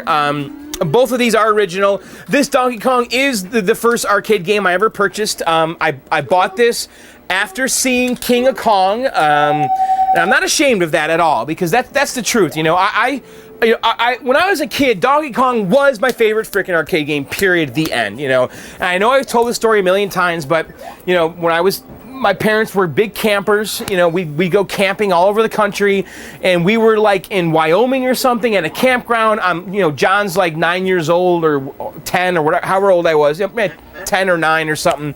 And we're at a campground, and they had an arcade there. And Donkey Kong was in the arcade, and, you know, my dad would give me $1, and of course, I'd spend that $1 within seconds, you know, and now I'm just going around the arcade pushing buttons, pretending I'm playing the games, you know. And I went up to Donkey Kong, and I noticed that this was loose, you know, and I lifted up the control panel, and I was able to get my hand in there and activate the coin mech. And I was able to give myself credits. I don't know if I was hitting the service switch or something. I don't remember, but I was able to get in there and push something to give myself credits, and that was my secret. You know, we were at that campground for the weekend, and I just kept going back to the arcade playing Donkey Kong over and over and over and over and over. And guys, when you're 9 years old, and you have unlimited ability to play an arcade game, especially when you usually don't have barely any ability, and it's like your favorite thing in the world, that left a gigantic impression on me. And I got kind of good at Donkey Kong because I played it so much back then. So anyway, I see King Kong, you know, I've always had Donkey Kong on my mind, and I see that movie, I'm like, all right, that is it, done. I'm finally gonna get an arcade game, and so I went on eBay, and I searched and searched and searched, and you know, I wasn't very patient. You know, I figured what I saw on eBay was the selection of Donkey Kongs in the world. So I'm like, well, let's just make the best choice by looking on eBay. And so I did, and I bought it from a guy in Texas. He shipped it. And when I got it, the monitor wasn't bolted down, and it was, I know I've told this story a million times, but it was a nightmare, okay? And I was kind of thrown into the hobby, and I had to figure out how to get this thing fixed on my own, because the guy that sold to me was in Texas, and he sold me basically a broken game, and I had to get the monitor working and whatever. At the end of the day, I got it working. It's been reliable. It's my first game, and it's still here. And it's still my favorite. It's not a bad Donkey Kong. It's not the best restore ever, but you could do a lot worse. I've actually owned a Donkey Kong that was better than this one, but decided that I wanted to keep this one because it's my first game. So I'm a little sentimental here, I guess. But, you know, I've certainly played a lot of Donkey Kong on this channel. And by the way, I was wondering if the sound was going to work, because the last time we played it, the sound cut out. Remember that? So now I have the Dragon's Lair track sounds again. Or Space Ace. So yeah, it's Donkey Kong. You guys have all seen it a million times, but it is gaming perfection in every way, shape, or form. I love it. I truly, truly, truly love it. All right, so moving on. Next to Donkey Kong, of course, is its sequel. Its brother, Donkey Kong Jr. Another one of my favorite games. I used to play Donkey Kong Jr. at 7-Eleven when I was a kid.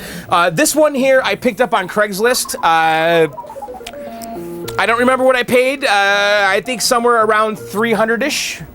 Something like $300. It was definitely one of the early games I got. I mean, basically, the beginning of my collecting career was all Nintendo. And if you guys go back and look at old videos or photos of my arcade down here, it was all Nintendo. I like the entire row was Nintendo. I had every single freaking Nintendo game.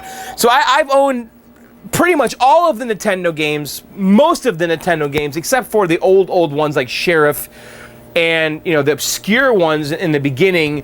But I've owned all the mainstream ones except for like Super Punch-Out and Arm Wrestling. But everything else I've had, you know, like Raider Scope and Popeye and Donkey Kong 3. I actually have a Donkey Kong 3, but it's at my friend's house. But I let my friend borrow it because I wanted the space, and also I installed a switcher in here that allows me to switch from Donkey Kong Jr. to Donkey Kong 3, and if I were to hold down these two buttons here, I forgot, is it? Yeah, hit jump too. 1 and 2 and jump. So I have a Donkey Kong 3 PCB, so I can play both games. And Donkey Kong 3 is pretty awesome too. So I didn't really see the need to have the 3 down here anymore. It was just taking up valuable space, and if I could play 3 on basically the same cabinet, same controls, same joystick, same everything, same the legit PCB. So I put the switcher in there. So we had Donkey Kong Jr. and 3 down here, and then we could switch back to Junior by holding 1 and 2 and jump. Actually, there we go. And I do have the Brazington kit in there, and that's what we saw booting there, which is a high score save with free play. And I also have that kit on Donkey Kong 3. But this is Junior.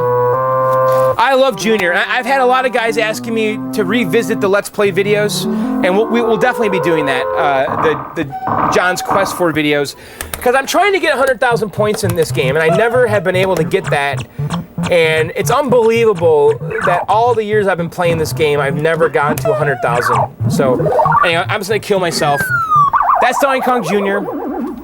And I haven't really done a whole lot to this game. It's original orange finish, which makes me happy. I did do some touch-up on the bottom here, because there was holes, and I just kind of did a pretty novice Bondo job and touched it up with some orange paint. I did that a long time ago, before I was as good as I am now, or better. I mean, I'm definitely obviously better now because I have a lot more experience.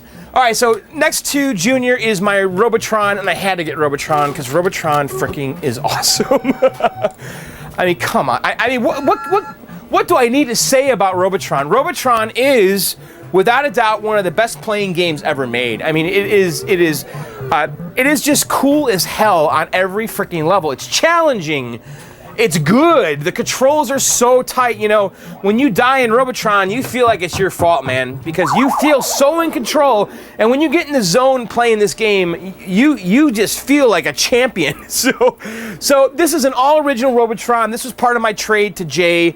I traded, again, my Star Wars with the Ampliphone that was an upright, and my multi-Williams that was in a Bubbles cabinet for this Robotron and the 720, and then also the R-Type, which has since left.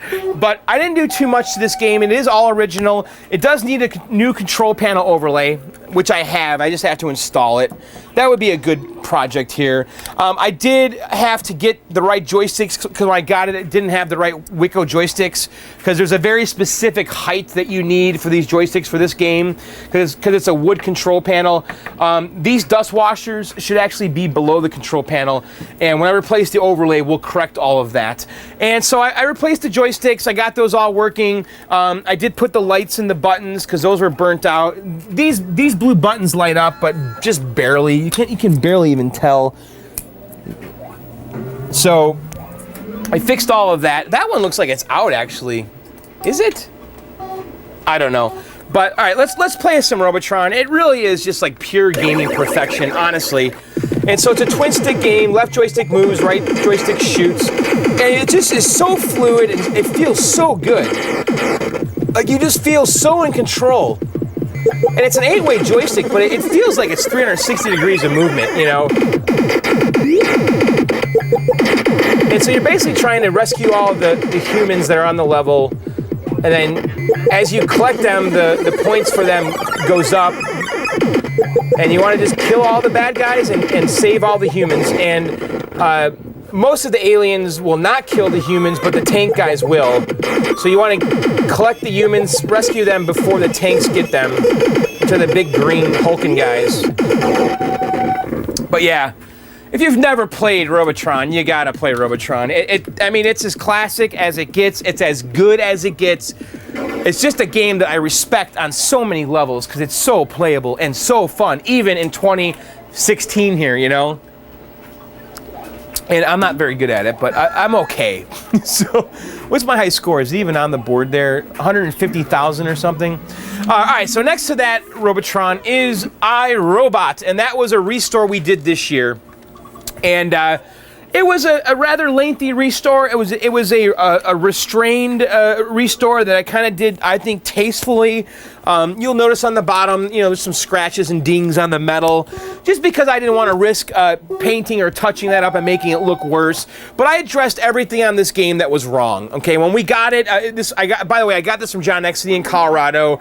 Him and I started talking about getting this game to me when I went out there to do the one-up videos. And this is a very rare game. It is the first 3D video game with shaded polygons.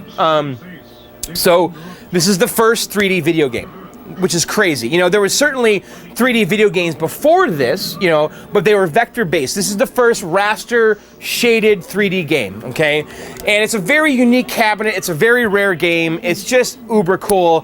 When I got it, it was missing one of the speakers in the bracket.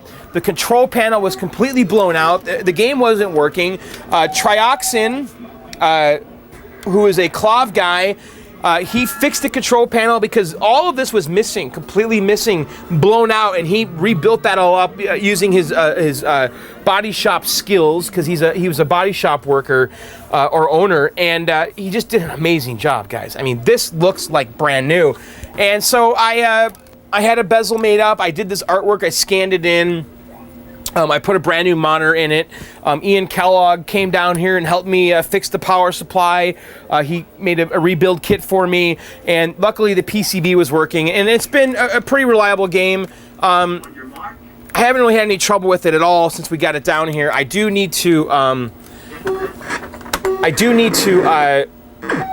address the power supply though, because it's still not right. The reset circuit's not working, which is causing it to lose its settings. And this is kind of like a Big Brother game where you have this eye watching you, okay? And you're not allowed to jump when the eye is watching you. So see the eye is there, so I can't jump, so now I'm gonna jump. And we wanna basically get all of the red stuff gone, and every time we get a block of red off the level, it removes some of the eye's shield, and then we can get to him and kill him like that. But it's a neat game. A lot of variation, levels, you know, they start getting more complicated and harder. And I dig it on a lot of levels. It's another one of these games where the game's cool, the cabinet's cool, and it's a pretty significant, you know, game as far as history goes. You know, the first 3D polygon shaded game. I mean, that's pretty amazing because this is the standard way graphics are done today, you know. Everything's 3D shaded polygons. Except now they have like textures, right? So shaded with textures. And you can also change the camera, which is cool. Actually, I think I just died. So yeah, that's iRobot. Super rare, super cool. And the cabinet is just stupid cool, isn't it? I love these cabinets. Like I mean, I have Firefox too, which is the same profile. And I'd love to get like Major Havoc. It's all kind of the same family of cabinets from that era. I think 720 has a little bit of that heritage too, with the head kind of sticking out and then like this base, you know. All right, so next to iRobot, we have a Atari Asteroids Deluxe, and Asteroids is certainly a game I played as a kid. I played it a lot at a campground. I remember vividly. It's definitely one of my early video game memories.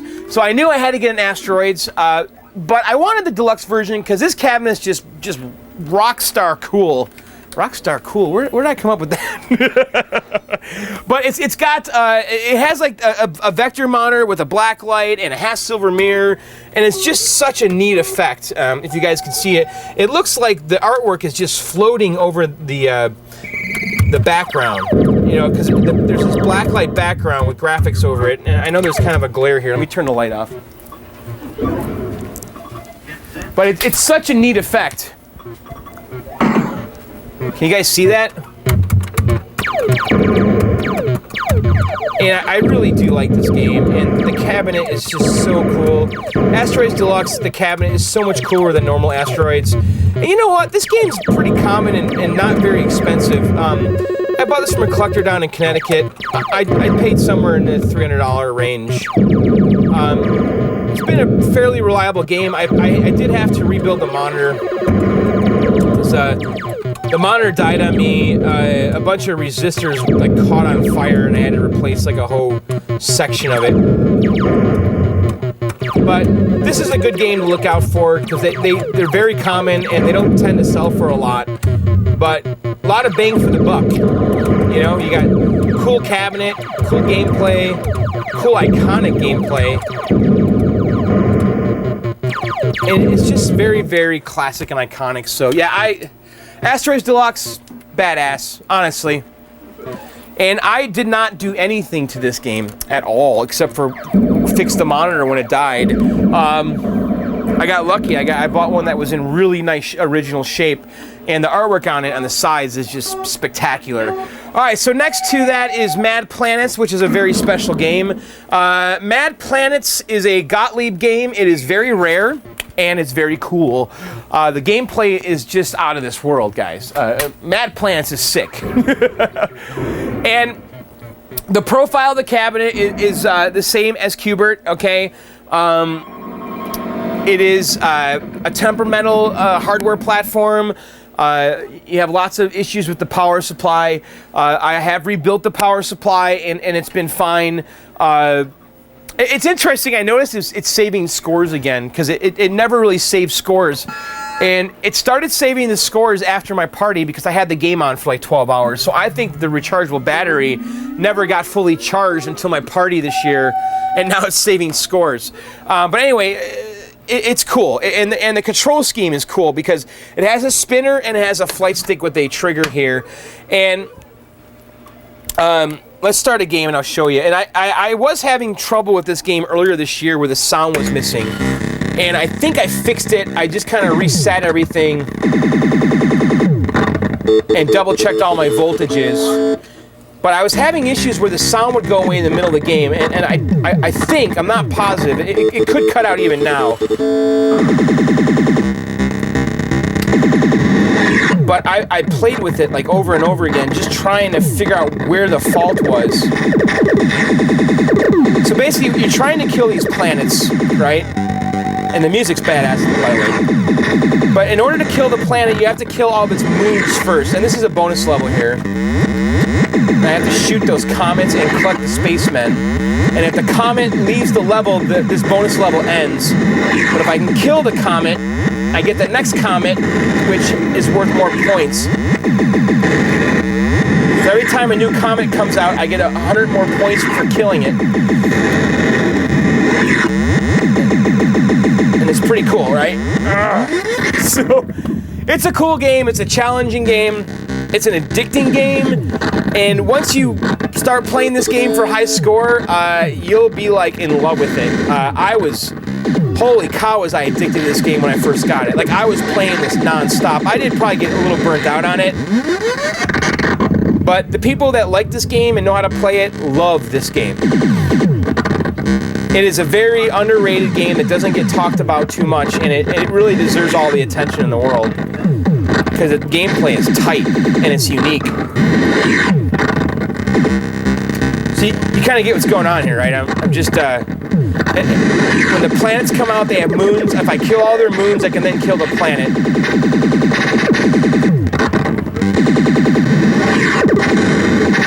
So I do think this game was inspired by Star Wars,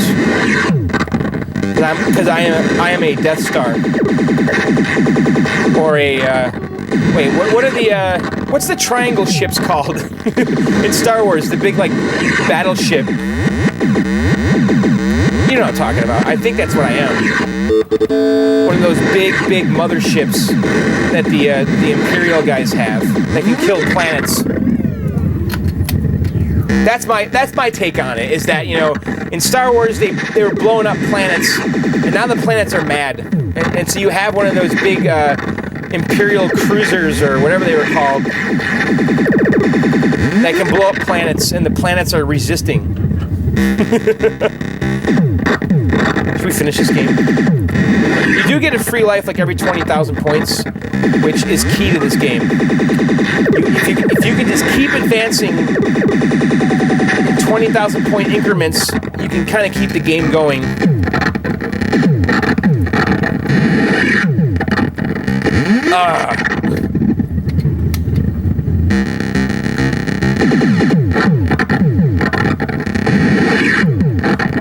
I mean, half the reason I want to play right now is so I can put my high score in and then truly test the high score save. Alright, let's put our initials in. Alright. But I had the game on today. I mean, it's already been on for a few hours. Not John. Okay. So that's Mad Planets. Super cool.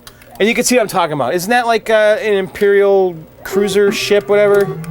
Blowing up a planet, and the planets are mad about it. So, all right, the next game here is Mario Brothers, and hey, what can I say about that? This game, it is one of my favorite games ever. I mean, come on, it's Mario Brothers, for God's sakes. You know? I mean, I used to play Mario Brothers all the time on my Atari 800. It was such a good version. And I love this game. I played it in the arcade. This is the original dedicated version. They also had the kit version that you'll see a lot of times in Donkey Kong cabinets. What's special about the original dedicated version is that it's wider. It's wider. This is called the wide body, and it's wide for 2 players. Okay, you got a player. You got one player here, and you got one player there, and so it's wider to accommodate 2 players.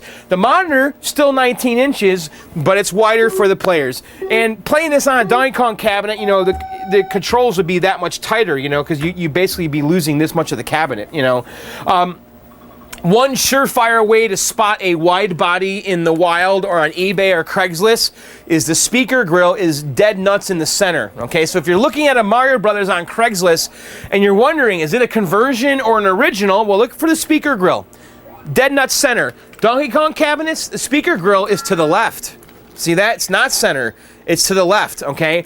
So if you see these on Craigslist, speaker grill in the center, price is cheap, you better jump on it. And then also these had over-under coin doors like that. See that? Kind of a more modern coin door style, whereas Nintendo was using more proprietary coin doors over there. Whereas this was more generic Wicco style or coin control style. It's an awesome game, guys. You know, the artwork's classic, the gameplay is classic, everything about it's classic, you know. This was kind of Miyamoto really expanding Mario's role in the video game universe, you know, because Donkey Kong was his first game, right? And so in Donkey Kong Jr., Mario's kind of a bad guy capturing Donkey Kong. In this game, I think he realized he needed to revisit Mario and give him a new mission. And really, a lot of the stuff that we know about the Mario universe right now were defined in this game. You know, the turtles, the pipes, the platforming like this, the jumping. He basically took this game and made it scroll for Super Mario Brothers, and the rest is history, you know. But, you know, the coins, the POW blocks, the bad guys, Luigi, this is Luigi's first game, right? So, I mean, so a lot of stuff was established in this game. And really, just an uber important game in regards to Nintendo's history. I mean, there's really more stuff in this game than Donkey Kong as far as what's kind of modern for Mario's world. So yeah, I love this game so much. You kind of want to stack the turtles, you get more points. See, 816. So yeah, that's Mario Brothers. I guess we could do the bonus level. So this is a time level where you test your skill. You have like 20 seconds or whatever to get all the coins. On your mark. God, this game's awesome. Feels so good too. It has a two-way control, by the way. You can only move Mario left and right. And I guess Miyamoto was inspired by Joust to make Mario Brothers, and you can see that really. It's not obvious today, but I think you could see it though, the kind of head-to-head thing, and just a cool game. I mean, it's an amazing game actually. It's not just kind of cool. It's awesome, amazing, cool. And if you're a Nintendo collector, you got to have Mario Brothers. Okay, so moving on here, the next game is Track and Field, another awesome classic game. This is a game I did play a ton as a kid. It was a very kind of a mythical game to me because I really wanted to understand how to play all the different events, and you know, and when you're on a limited budget as a kid, it can be very expensive to do that, you know. So you'd always watch people and try to understand how all the different events work. And yes, if you haven't figured out, it's an Olympic-themed game. I had the original Century coin door. This cabinet did come in 2 different coin door styles, over and under, or this one. I like this one better personally, with the nice Century molded badge on there. This is a game I picked up from a friend in Connecticut. It was when he got it, it was converted to a tax, I think it was, and so he started the conversion back to Track and Field, and he actually ended up getting out of the hobby and was selling off his projects that were half finished, and so I bought this from him. Wasn't very expensive. I basically finished it. He painted the cabinet, and then I had to wire the whole thing up. I basically just wired a Jamma, and then used a Jamma adapter to plug into the Konami Track and Field board. There is a sequel to this called Hypersports. I did have that board, and I would swap out between Track and Field and Hypersports. And at the end of the day, I ended up really liking Track and Field so much more than Hypersports. I don't think Hypersports, the sequel, is as strong.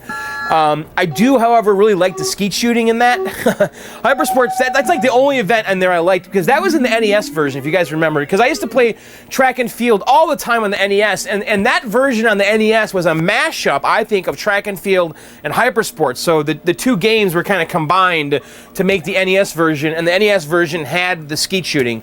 But anyway, I think this is a really, really nice Track and Field. One of the better ones you're going to find out there. Does not have the side art on it right now because I need to put it on. So I actually have the side art too. So I need to take a day and pull this out and throw the side art on, and maybe we could do that this winter. I keep saying I'm going to put the side art on, and I never do. I don't know what's wrong with me. But we should do that soon, though, because it wouldn't be very hard. We'd have to remove the monitor, I think, though, because we have all these bolts here that we'd have to pull out to get the side art on, because the bolts should go through the side art. But yeah, it's a great game. It is definitely a crowd pleaser when you have parties, because I have friends that are just hardcore into Track and Field, and this game just gets a ton of play. And when I got this game, I was playing it nonstop. I'm not as good as I was when I first got it, but let's see if we can do okay. And basically we have 2 run buttons, and we want to just hit them in an alternating fashion to run as fast as we can. And I know that Hector Fly, who's the world record holder, he uses only 1 button on some of the events. Jesus.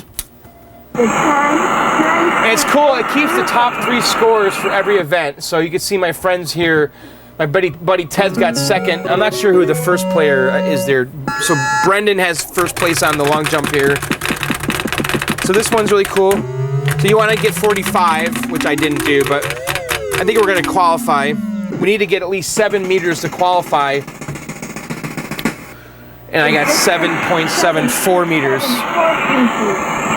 And this game was so cool, especially, you know, it's got the speech. That was pretty bad.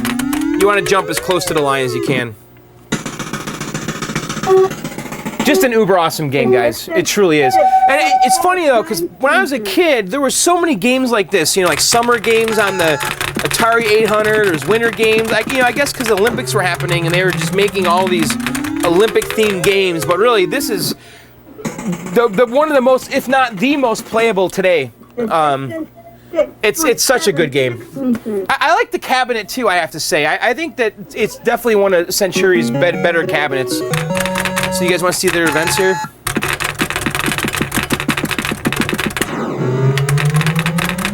So you usually want to be around 45 degrees. To qualify, we need 7250, so we qualified. And then what we could do now is, since we already qualify, we can screw around. If you hold it in, the javelin will go off the screen. I didn't have enough oomph.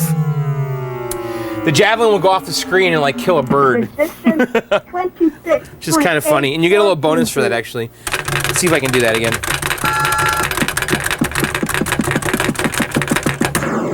Come on, go, go, go, go. I suck. Get up there. I'm horrible. Not enough power. The distance 27.23 meters. All right, what's the next event? Hurdles? On your mark. You guys want to see all the events? Get set.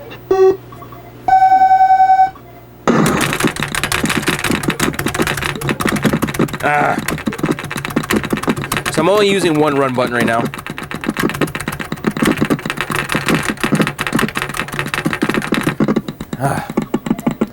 So to qualify, we needed 1350. We got 1284. Not bad. All right, this event I absolutely freaking hate. I hate it. I hate it. I hate it. You gotta wait till the yellow is like right in the middle of the last one. See? Foul. So tough. I was too soon there.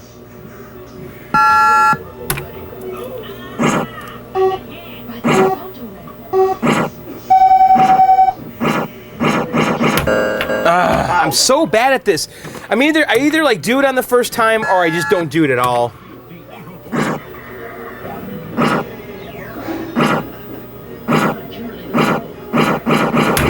There we go. And not gonna do it. My angle was too much. The distance 70.50. All right, well, we didn't qualify on that event, so I'll just show you guys the high jump really fast.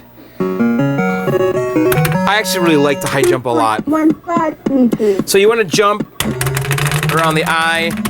This event is really abstract, and you got to really play it a bunch of times to fully get it.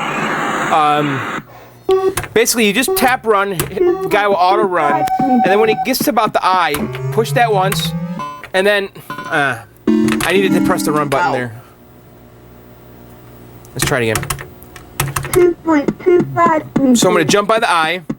I'm doing the buttons, tap, tap, tap, tap, tap, jump, and then like that. So yeah, that's track and field. All right, so let's try it again here. Tap, tap, tap, tap, jump. So to qualify, I need to get 235. So now we're at 235. So I would qualify here. Damn it. John's a little rusty. 2.30 meters. So yeah, that's track and field. Great, great, great, great, great game. What else can I say? Can't say enough about it. So that was 44. This game's cool though, because it does keep like a really long list of top players. All right, so moving on. The next game here, of course, you guys have heard me talk about this game many, many times because it is one of my top favorite games ever, ever, ever, and that's Pole Position. To me, it's one of the most playable, challenging racing games ever made. And it truly is like a sport-type game where you need skill and reflex and nerves to really be good at it, and it's a very addicting game. Once the game clicks with you, it'll grab hold of you and just take over your life. I mean that. I cannot tell you how many times I've been down here with my buddy Matt McCarthy, and we've sat at this pole position playing it for hours and hours and hours trying to get the best score. And you can see my friend Matt has a very good score on this machine, 65-310. The world record is somewhere in the neighborhood of 66, 67. So he's right on the heels of the world record. So this game is all original. I traded my buddy Jay for this. I traded him I believe it was a Super Mario Brothers in a red Donkey Kong cabinet. I think that was the trade. I did it a long time ago. I remember it was in the winter we did the trade, so the game sat in the garage. I haven't had to do a lot to this game, honestly. Jay sold me a very reliable game. I'm trying to think what I did do, if anything, to this. Oh, I did do the voltage mod in the back with the jumpers, because the game was a little bit flaky in the beginning, and it was because of the edge connector, and so I kind of bypassed the edge connector with the jumpers, and then also ran ground and 5 volts all over the PCB from the harness instead of relying on the edge connector, and that really made the game rock solid, knock on wood. So it's been very reliable ever since I did that mod, and it's just been a good game down here. It never gives me trouble, thank God, because I love it so much. And again, you know, this is one of those games that you just can't play in MAME. You'll never get the experience in MAME ever with pole position, unless you have some crazy, you know, steering wheel that spins endlessly. I don't think many people have that kind of a steering wheel, because the steering wheel isn't like Outrun. Outrun, you know, has boundaries left and right. Pole position, you could spin that thing forever like it's a ship. So, all right, let's play a quick game. This is on coin play simply because, actually, let me see if I can get a better spot here. This is a tough game to film with the camera in front of you. I know when I used to do my little world record videos for this, I'd do it like this. And I kind of just get in front. I think that'll be better. All right, let's see if I can come in here. Put this on camera. But this game is just so damn good, you know. And this is a game that was developed in Japan by Namco. And the Atari version is pretty much the same, except they changed the billboards. Because the one in Japan had like Marlboro ads and you know, Japanese companies like Nikon or whatever. So this is the qualifying lap, and we basically just don't want to crash, because if we get through this and have a good time, we will get the pole position for the main event and also a nice bonus. And this game just feels so damn good. I mean, like right now I'm playing it, I just feel like I'm in so much control. It's so tight. I just can't. You just have to experience it. You just feel like at one with this game. All right, so we got 56.85. Our best qualifying lap time, because Matt and I keep track of our high scores, is 55.84. But we still got pole position and we got our bonus. So now this is the main event. This is the real race. So you want to shift around 100 miles per hour. And basically there is 4 laps, and you just don't want to crash, and you got to qualify in every lap. And if you don't, the game will end. And so like here, I'm just gonna go in the grass to avoid those cars. This is the worst corner in the whole game. Oh my God, and I crashed. And crashing once, you're pretty much not a world record guy. So my highest score, I believe I achieved at Grinkers, was 64 something, and I actually crashed once in that race. And then at the end of the game, you get a bonus if you finish for passing every car, and that's where you really rack up the points at the end. I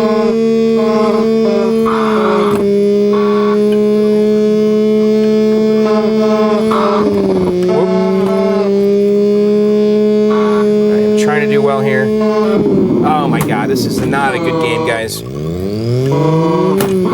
I mean, crashing twice, I might be able to finish the game. I don't know. We'd have to have a really good lap here to make up for that.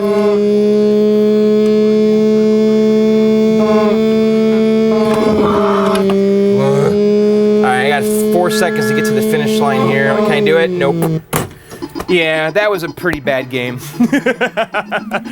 So yeah, that's pole position. I can't say enough about it. Get one. Because it is the shit, you know. I guess I put my initials in.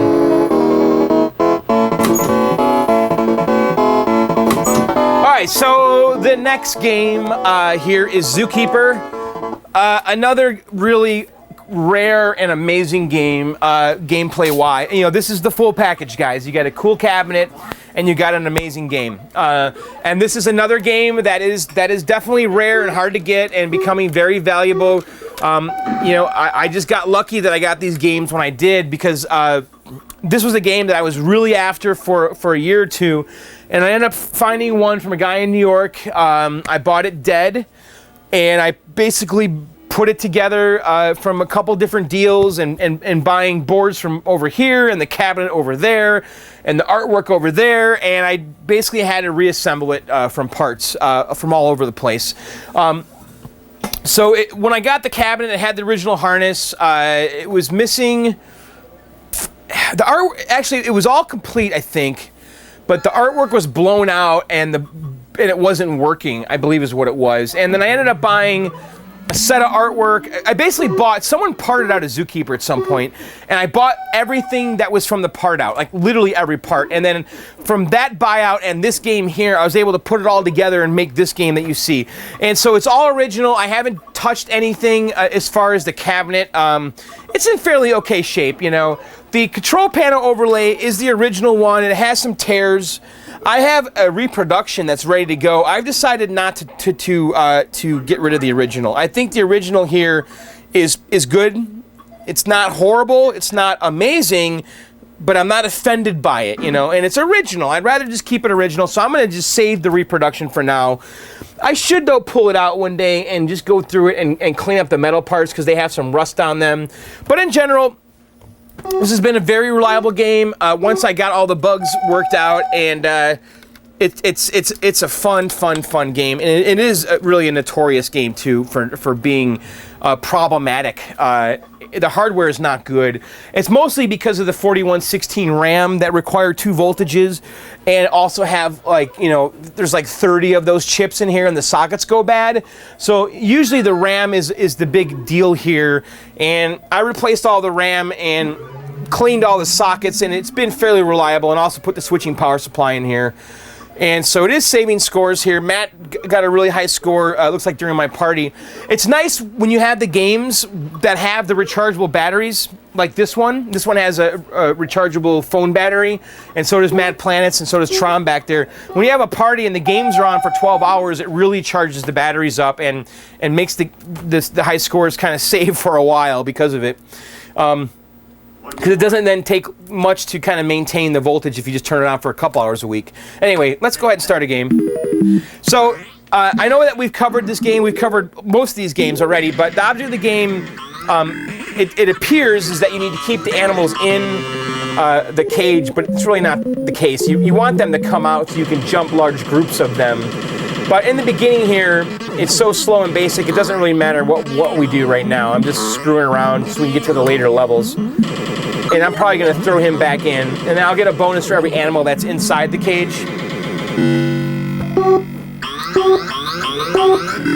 Okay. And then it'll start ramping up, and the animals will become faster and more aggressive about how they come out of the cage.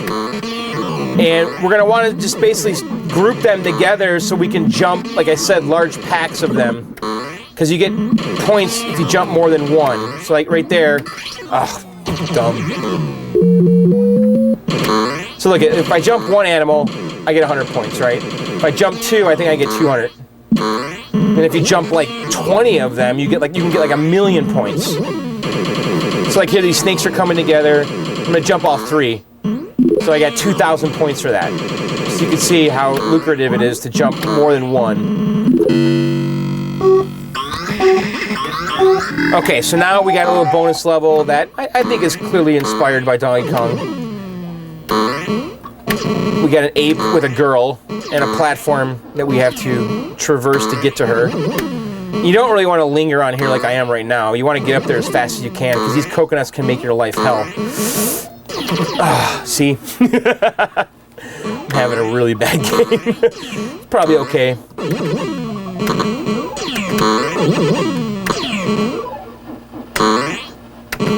Oh, come on! Are you kidding me? So, that was horrible.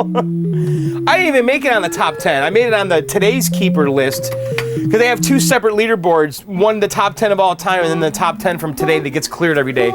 Anyway, you know, that's Zookeeper. I've certainly covered that game before. It's an amazing game. I mean, there's not much I can say about it. Much more I could say about it. It's that good. All right, so next to Zookeeper is my Frogger. Frogger, again, one of the most iconic video games of all time, honestly. I had to have a Frogger because Frogger is a game I really did play a lot when I was younger, and I used to play it on my 2600, and I did think it was just so fantastic, and I still think it's fantastic because when you're in the mood to play Frogger, Frogger's a damn good game. You know, you can't play Frogger every day, and I did play Frogger every day when I first got it, but you know, lately these days it's like, you know, when I'm in the mood to play Frogger, it feels good because it's a high score game. And it is a game of endurance and patience, and because of that, it's just that much better. But this one's all original. It was made up from several Frogger cabinets because I actually had at one point 4 or 5 Froggers in my garage, and I basically took all of those Froggers and I took the best parts from all the Froggers I had, and I made this one right here. It does have a reproduction control panel overlay, and the bezel is reproduction. So that's what's not original about it, but everything else is, well, I guess the side art too. The cabinet is original, and the marquee is original, and obviously the monitor and the PCB is original. It does have reproduction side art and bezel and control panel overlay.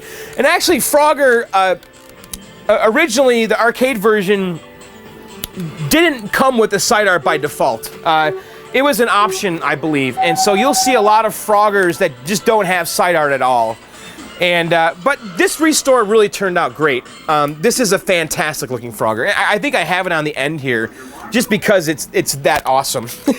I mean, it's really a great restore, and and for an all original cabinet. These cabinets really fell apart. The particle board it crumbles very easily, and so having one this nice is definitely a rarity. There's a lot of beat up Froggers out there. So anyway, let's play the game. I'm sure you guys know the gameplay. It's very classic and very iconic. You know, the game Crossy Road right now on iOS wouldn't exist without Frogger. So anyway, we have a 4-way joystick and we have a frog that we control with it, and we need to get him to the other side. And if you can see on the top, there's 5 holes there, and we have to occupy all 5 of those little frog homes with frogs, and then once we do, we clear the level.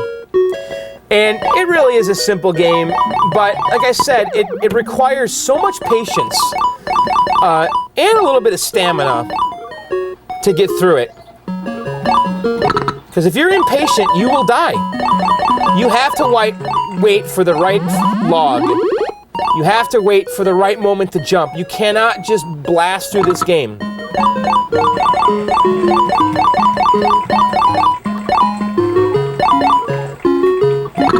So that's the game, you know, and then it gets progressively harder and harder and harder, and they start introducing new stuff like crocodiles in the back and these little otters that can attack you on the logs, and the trucks down on the bottom will start moving really fast. So the crocodile, you can jump on his body but not his face because he will eat you. And you can see some of the frogs, the turtles go down underwater, and so you cannot be on top of them when they do that. And I have mine set to Twin Galaxy settings, which is 5 frogs, which I think is the way to play it. And once you get accustomed to that, it seems like the right way too. I did rebuild the joystick. I put a reproduction Wicco grommet in it, and it really made the joystick super stiff, which is good and bad. It took some time to get adjusted to it because the new grommet is just so stiff, but it does feel pretty good. So yeah, that is Frogger. It's a fun game to just sit down on a stool here and play with a beer. It really is, because you can play the game with one hand. It doesn't require any button action. So, all right, that's Frogger. Let's go over here. We've got 5 more games in the basement. By the way, I had to switch memory cards. I filled up the internal memory on my camera. This is going so long. Hopefully this video is not crazy long. I'm okay with 3 hours. 4 hours is a little weird, maybe. I don't know. Do you guys, I don't think you guys really care though. I know I've had so many people tell me the longer the better, so. All right, so the next cabinet here is Golden T4 Complete. When I bought this, I bought it from an operator, and I paid, I think $350 for it. I do believe. I bought it from an operator. It had Golden T for 2005 in it. And which of course didn't satisfy me.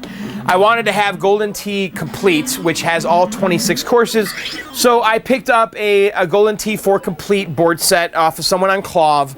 It wasn't really cheap for that at the time. I don't remember what it was, but it was, you know, it was in the $200-300 range.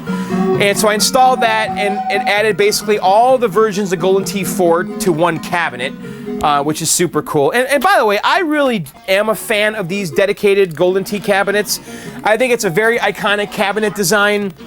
I mean, this game is freaking everywhere. Every bar has these, and this is the cabinet. You don't want to get like some Turtles conversion. It has the scrolling marquee up there, which is really cool, but I'm a fan of the cabinet. You know, it has a 27-inch medium resolution monitor, and the control panel here has a roller, and then the backspin, the option button, left, right, and then flyby. And you'll notice here I added 2 other buttons, okay, and the green one is lit. And if I were to press the blue one, okay, it'll switch to Silver Strike Bowling, because I added a perfect switcher kit, whatever they call it, that allows you to basically have Silver Strike and Golden Tee in the same cabinet. So I can switch back and forth between both of those games, which is pretty cool. So, you know, Golden Tee is awesome. You know, this game though, I have to fix it, because I right now have a 25-inch K7000 monitor chassis in here in a 27-inch tube, and I found this out recently, and it's been driving me crazy because there's black bars top and bottom. I cannot stretch the picture out tall enough, and it's because the operator I bought this from, he put the wrong monitor chassis in this game. So I bet you the original monitor died, and he just swapped in another K7450 chassis, but he put in a 25-inch one instead of the 27. But Golden Tee is the shit, guys. This is the ultimate friend game. You know, you have a buddy come over. My buddy Matt and I could play this all night long, and my wife and I could play it all night long. So it's just fantastic, and of course the bowling game is also great. You know, welcome to Silver Strike Bowling. Hi, I'm Matt. It's another game that just plays so well with the trackball, and it's simple and everybody understands it. I mean, it's just so simple, and you actually will get into it. Yeah, it's fun. It's bowling. It's either feast or famine. Okay, the next game we're going to talk about here is my Arachnid Super 6 +2 English Mark Darts dartboard. This is an electronic dartboard, obviously, and I like it, and you know what? I don't care what you think. I actually get a lot of flack for having this thing down here, but you know what? I actually really enjoy it. And my wife and I like playing it, and we used to play this like same exact model when we were dating in the bars. And then also when I have parties, this thing gets a ton of play. It's a lot of fun. This one I bought from an operator warehouse, the same warehouse where I got my Neo Geo. I bought 2 of these for $25. I combined the 2 and made one working unit. In general, this has been an okay dartboard. It's pretty reliable. There is an issue with the power supply connector, and I really need to make a new put new headers on it and a new Molex connector, because I need to reseat that all the time because the game locks up, and it's always I know it's the connector because I just reseat it and bam, it's fine. But it's one of those things, like I can fix it. It's this connector right here. If I reseat that, if it locks up and I reseat that, it fixes it and it's good for months or weeks or days. And then it locks up again, and I open it up, and I reseat it, and then it's good again. So I just need to replace that header, the header pins on that power supply, and also the Molex connector. But I just been putting it off because, like I said, I can always fix it when I reseat stuff. But anyway, I really enjoy this game. Like I said, it is a lot of fun, especially when I have parties. I do have it on quarter play. I guess I could do a quick demo here. So we'll throw a quarter in. I have it set up that you'll get 6 credits with 1 quarter. It just kind of makes more sense when you have a party, because when you do play the game, it tends to be when I have a party. But anyway, it has a little monochrome CRT here. And we got all these different games. There's 301, Count Up, Tic Tac, Darts for 2, 501, 701, 301, and Cricket. Now, Cricket is the game that you want to play. I mean, that's the game everyone plays. And so we could select players. You can't do one-player game, so I'll just start a two-player game. So the object of cricket is basically to close out every number, okay? So we have 20 through 15 and then bull. To close out a number, you need to get the number 3 times, okay? So if I get 3 20s, I close it out, okay? But what's cool about cricket, though, is if I close out the 20s, and player 2 has not closed the 20s yet, then I can get points by keep hitting the 20s. So if I close it out and then I keep hitting it, with player 2 not having closed it out, I will keep getting points. And so the object of the game is to get 3 of every number, to close out every number, and also have the high score. And if both players are neck and neck the whole way, it usually comes down to bulls, and that means that one person has to just keep hitting the bulls to win the game to get the most points. It is a lot of fun. So, all right, I guess we could throw some darts at this. You want to do that? so we have a 2-player game going here. So for darts down here, I just used the cheapo darts that I got from Hap. These are the little heavier weight ones. I find that these are the most reliable down here. I bought a bunch of tips. You know, I tried buying some like deluxe darts that have like, you know, the removable flights and all that. And what happens is that I start losing the flights because they fall off too easily. And then the tips break. And then I don't have any more tips because the ones you buy at Walmart usually have a proprietary tip. And so these darts here, I have like 500 tips I bought from Hap for like $5. So anyway, all right, let's see if we can go for 20s here. Nope. All right, it's not registering. What's going on here? Did it lock up? Oh, did it not start? What happened here? Did I not start the game? Well, that was weird. Cricket. Select 2 players, start. Alright, it says remove darts. That was weird. Throw darts. Alright, let's try it again. Let's go for 20s here. Okay, so that's dart 1. Oops, there's dart 2, no luck. Dart 3, nothing. So if it doesn't register the darts like it just did because I threw them off the board, you're supposed to come up, remove the darts, and then press player change. And then it says on the screen, remove darts, and then player 2 goes. I'm actually kind of okay at this game. Oh my god. I'm throwing it way too high. I'm too close. Let me back off here. Yeah, I was cheating a little bit. All right, so we got a 1. I got nothing there, so we'll go player change. So I'll demonstrate this. All right, so if I get 3 20s, and by the way, the middle ring here is triple, the outer ring is double, and the black is single. So if I come in here and I get that, right? What's going on here? The 20s are not working.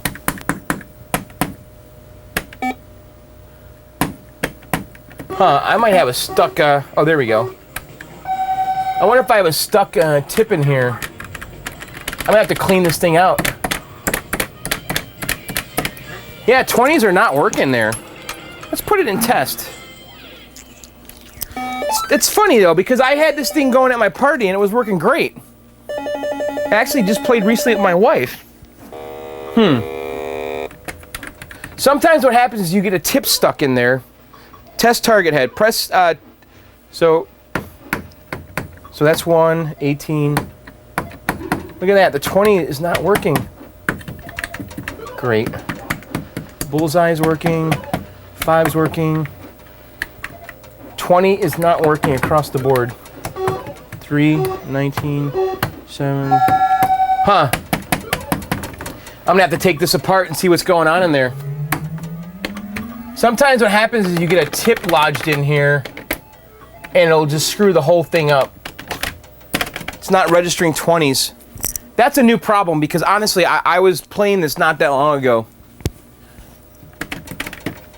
Not registering. Anyway, so...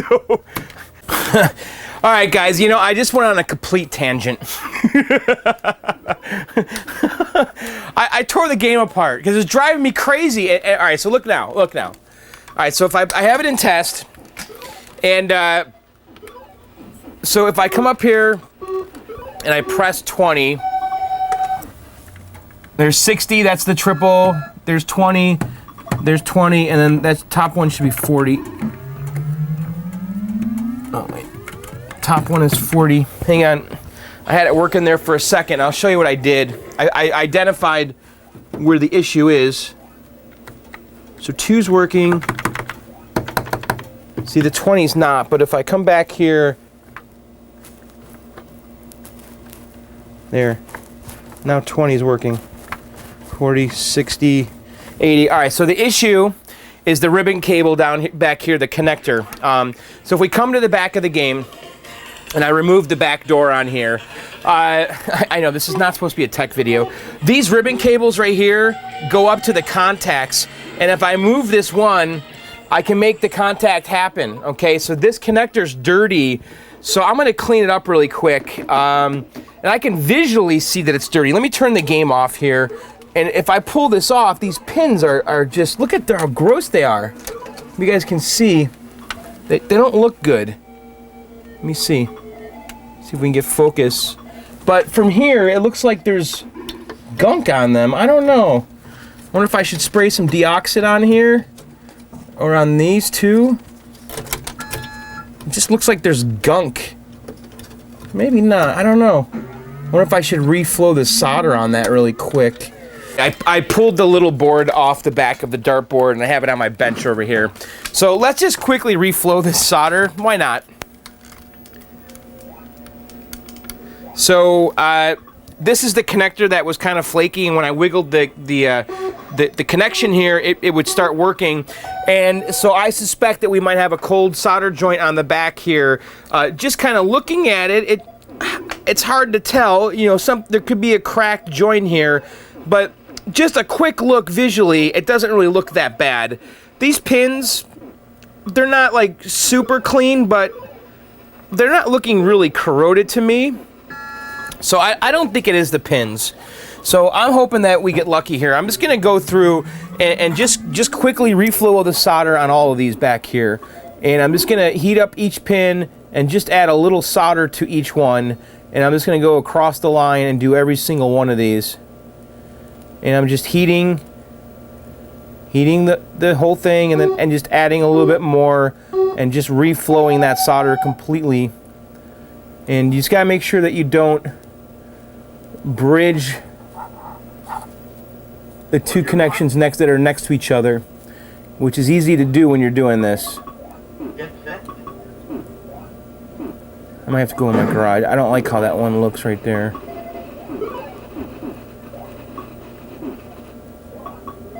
Alright, so I just did that whole connector right there. These two, it looked like I might have bridged those. Let me just double check with my multimeter. I'm going to put it on continuity. And if they're touching, you should get a beep. No, they're not.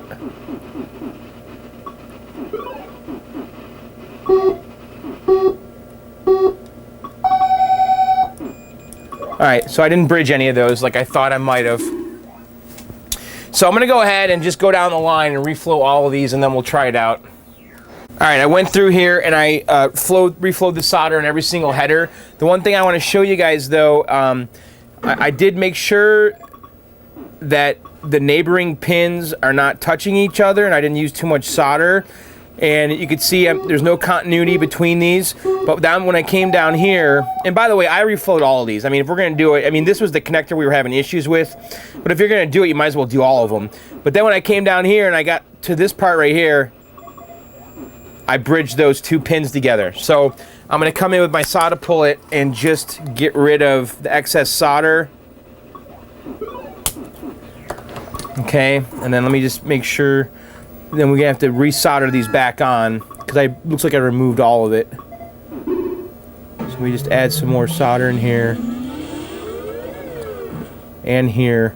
Now sometimes the circuit is such that these two pins should be touching, but looking at this, I don't believe that to be the case, because I could just visually see I used too much solder. So now let's come in here and double check that. Yeah, so those are not bridged now. Okay, so that's good. So let's put this board back in the dartboard and see what happens. So I'm gonna go ahead and just reinsert this in the back of the dartboard here. And this wire snakes through and goes to the PCB.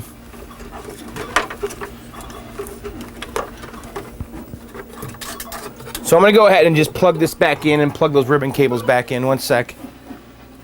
Alright, I got it all hooked up again. I just powered it on. So let's go in the front here and see if we fixed it. And I really hope we did. Please, please, please. Alright, so let's press 20. Please show me 20. Good. 40, 60, 20.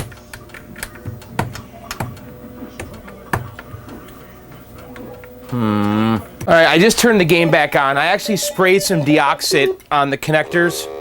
So I let it dry for a couple minutes, and let's see if we have any kind of an improvement here at all. If not, we're moving on here. We gotta... No. It's not registering 20s at all. All right, we have to move on. I can't figure it out. It's definitely some kind of a connection issue. I'll take it apart some other time. We don't have time to do this tonight. That's gonna drive me crazy now. Okay, so next game, Taito Ice Cold Beer. What a cool game. What a unique game. This is a mechanical game. It's not a video game. It's not a pinball machine, but it uses a small metal ball. And the object of this game is to basically operate the metal bar with the two joysticks and get the ball into the lit hole. And it is such a unique game. Very different, very desirable. I got really lucky and got this one from a local collector. Fairly cheap. It was not working when I got it. There was an issue with the belts because there's a pulley system that moves the metal rods up and down, and then also there was an edge connector issue that with lights. Basically, the lights were not all lighting correctly, and it turned out to be an issue with the edge connector that I was able to just fix by just reseating it and cleaning it and all that. And it's been pretty much rock solid ever since. And it is such a cool game. It's such a unique game, like I said. So you can see that the right joystick moves this side up and down, the left joystick moves that side, and then hole number 1 right here is lit. And I got to get the ball into that hole. And then we get a bonus because there's a countdown timer. And that's it. That's the whole game. Now hole number 2 is lit, and now we got to get in that one. And then you just keep going, so on and so forth. Hole 3, hole 4, hole 5, until you get to the top. And it's just a cool game. And this game is a bar theme, okay? And the idea here is that if you were to get to 10, you would get a free beer, okay? And you'd go to the bartender and say, hey, look, I got to hole number 10. Where's my free beer? Because when you get to 10, this star lights up and it stays lit. And then you're supposed to go to the bartender then and say, look, I made it to the top. But the game does continue past 10. I'm just dying, by the way. The game does continue. You can keep going and going. It gets harder and harder. This bar will start moving on its own, trying to mess with you, and it's just pretty neat. And then this game right here, I haven't done anything to it. It's really all original. I mean, besides fixing what was broken, the cabinet itself, I've done nothing, and it's in really rough shape. Honestly, you can't really tell very easily, but it is. And the bottom coin door, I've never been able to get in there. And I know we've been joking about dedicating an episode trying to open that bottom coin door to see what's inside. Who knows what's in there? Maybe some war bonds and some cocaine, or who knows, some rubies and diamonds. I have no idea. Or there's a dead mouse in there. Who knows? So maybe we'll do that sometime. All right, moving on. I have a couple cabarets here. I have Tempest. This is the Atari Tempest Cabaret, which I like a lot. Tempest is definitely one of the better, if not best, Atari vector games. I think it might have been their biggest success. I don't know. I'm just guessing. But it's a game that seems to be very heavily produced. There's tons of them. They did the full-size upright. And then the smaller version, which was designed to be, I think, a little more adult, a little more bar. And what's nice about this game, though, is that you don't lose a lot, besides the artwork on the side. You get basically a smaller cabinet, but you keep the full-size 19-inch monitor. Again, it is color XY. This game right here, I picked up on the cheap. I bought it dead. It came with an extra monitor, which was nice because we're going to use that extra monitor in the Quantum build. So I got two 6100s out of the deal and the cabinet. I don't know. I don't think I paid... I don't really remember, to be honest. So, you know, somewhere in the $500 range or something. But I did a lot of work on this. You know, I had to get a working PCB. I had to rebuild the monitor. It was not working at all when I got it. So it was definitely a project. And I haven't done much to it. It does have the lit marquee below the control panel, which is nice. Not all the Atari Cabarets did that. I did steal the locks from there, I noticed. I actually just ordered a whole bunch of locks because I was running out of locks. But anyway, let's play a quick game. It's definitely a neat game. You can see my screen is turned up too high. Next time I pull this game out, I gotta turn it down a little bit because you can see the red trace lines. Man, I'm pissed off about that dartboard, honestly, because we were just playing it, like literally just playing it. So I don't know. I mean, the games you can't play that game without the 20s. So what's cool about Tempest is the roller controller, which works really, really well with this game. And we have a zap button too. And then we go to the second level here. And by the way, I started on level 9, which is really the only way to play, because if you start on level 1, it takes forever to ramp up. And, you know, there's a bit of geometry going on here, because you want an obtuse angle as the X's swing over your thing. If it's an acute angle, they could swing too fast and they'll kill you. But if you have a lot of time to shoot them when they're swinging, so you want to get like in this spot right here. That is 180 degrees, right? And if we were to go over here, it's less than that. See that spike there? Oh shit, I need to get in a safe spot.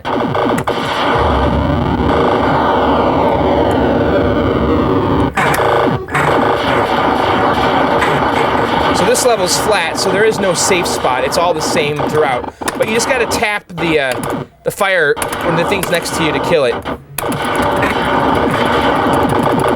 And then you can use the zap just to kind of clear the level. You only get one zap, one full power zap per game. And then I still have a little minor zap that will kill things next to me. I didn't kill the spike. I gotta get it clear, create an exit here. And it's just a really imaginative game. I'm not very good at it though. Alright, so we gotta find the best spot to hang out here. It's in here. So from that side I want to be over here. And then on that side I want to be over here.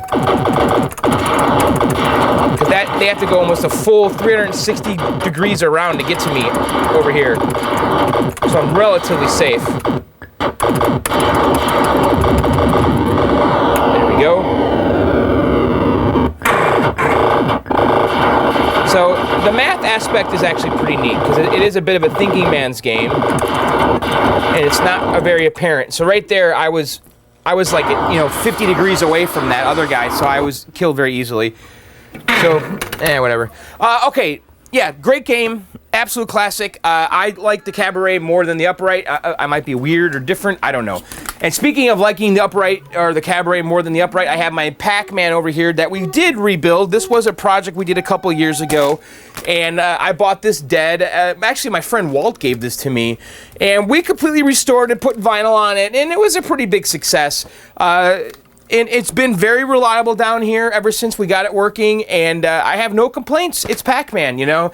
And the Cabaret is different than the Upright because it has a 13-inch monitor, and obviously it's a smaller form factor. It has the wood grain sides again, trying to be a little more adult, a little more upscale, so you could put it in a restaurant or a bar. I think that was the intention with these Cabarets back then. But, you know, it's got the midway artwork and all that, and the typical four-way joystick, and it's Pac-Man, guys, just on a smaller monitor, which honestly doesn't bother me even the least bit with this game. I never think, oh, this monitor's too small. I've never thought that ever when playing this. So I do have the, I think, Suzilla High Score Safe Kit installed. No, it's not Suzilla. It's the one that guy sells on eBay. I don't remember. But it was fairly easy to install, and it's worked great. And I think it adds free play with a track. I don't remember. It's been so long. But this is Pac-Man. You know, I still haven't gotten good at it, but it is about as iconic as you can get. I mean, this is probably the most successful arcade game ever.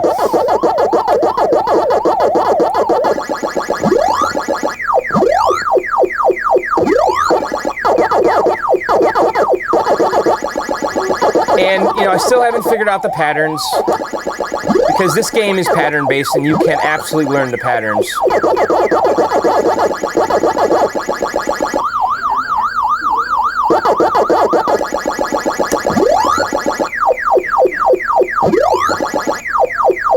So let's clear this level, and you get the idea. So yes, Pac-Man, eat the dots, kill the ghosts, and the most important video game ever made, I think. It's gotta be. You gotta have a Pac-Man, especially when you have people over who don't play a lot of video game or arcade games. Okay, so that's the basement, right? We've talked about boy, it took a long time to get through that, didn't it? So, oh, this is gonna be a long video. Holy crap! And there's still more stuff I want to do. Do I have to do a part 3? Maybe we won't do the video editing thing. I don't know. All right, guys, let's come over here and talk about the computer space. So the computer space is down here. We picked this up earlier this year. I bought it from a guy, Wesley, in Alabama. He shipped it up here, and it's awesome. I can't believe that I own this thing. This is the very first commercial video game. I mean, let's think about that. This is the very first commercial video game ever made. And this is the super rare yellow one. I still can't believe I own it. There's probably 12 or 15 of these. This is a black and white raster game. It's kind of like an Asteroids type game. Released in 1972. It was basically created by Nolan Bushnell. His company back then was called Syzygy. And then Nutting and Associates was kind of the publisher, the manufacturer. But really, it was Nolan Bushnell's game. And this was their first game. It was kind of a dud. It didn't really sell very well. They renamed the company. They changed it from Syzygy to Atari, released Pong, and then, of course, the rest is history. So anyway, this is our big winter project here, and I'm optimistic and nervous and excited about this game. It's all TTL. There's no CPU. It has a black and white General Electric television in there. But yeah, this is going to be our big project. So, and then we come over here. You know, I got just all kinds of junk. You know, this is where I store all my PCBs and stuff, and it's an absolute mess. So, it's getting messier as time goes by. But you know, I got my CPS2 boards, my Atari 800, some Killscreen CDs, my LDV 1000, which is the laser disc player for the original one for the Dragon's Lair. Here's all my Nintendo versus PCBs, and everything's just kind of haphazardly stored here. John might be a bit of a slob. I'm really not. You know, I actually... But this is just like the ugly part of the basement. So these are all my PCBs. Everything's just kind of stored in priority mailboxes and bubble wrap, and over here are my parts and stuff. I mean, I'm always going through this and bringing stuff to the garage, and parts and pieces and wires and, you know, all kinds of just crap everywhere. So, but yeah, that's the basement. I do actually have an extra dartboard here. You know, we might end up using that if I can't fix this. We'll see. Anyway, let's go back over here to the nice part of the basement. So, all right. So, what do you guys want to do now? So, we pretty much explored the whole basement.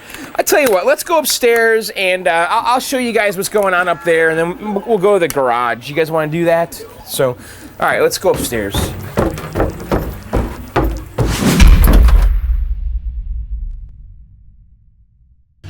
Okay, we're upstairs, and I have a couple games kind of like in our little sunroom, whatever you want to call it. And I have my original Bally Midway Miss Pac-Man, okay, and I did throw a MAME computer in here. I know we certainly have talked about this a bunch of times, especially on the John Plays MAME videos, but I'll show you guys again.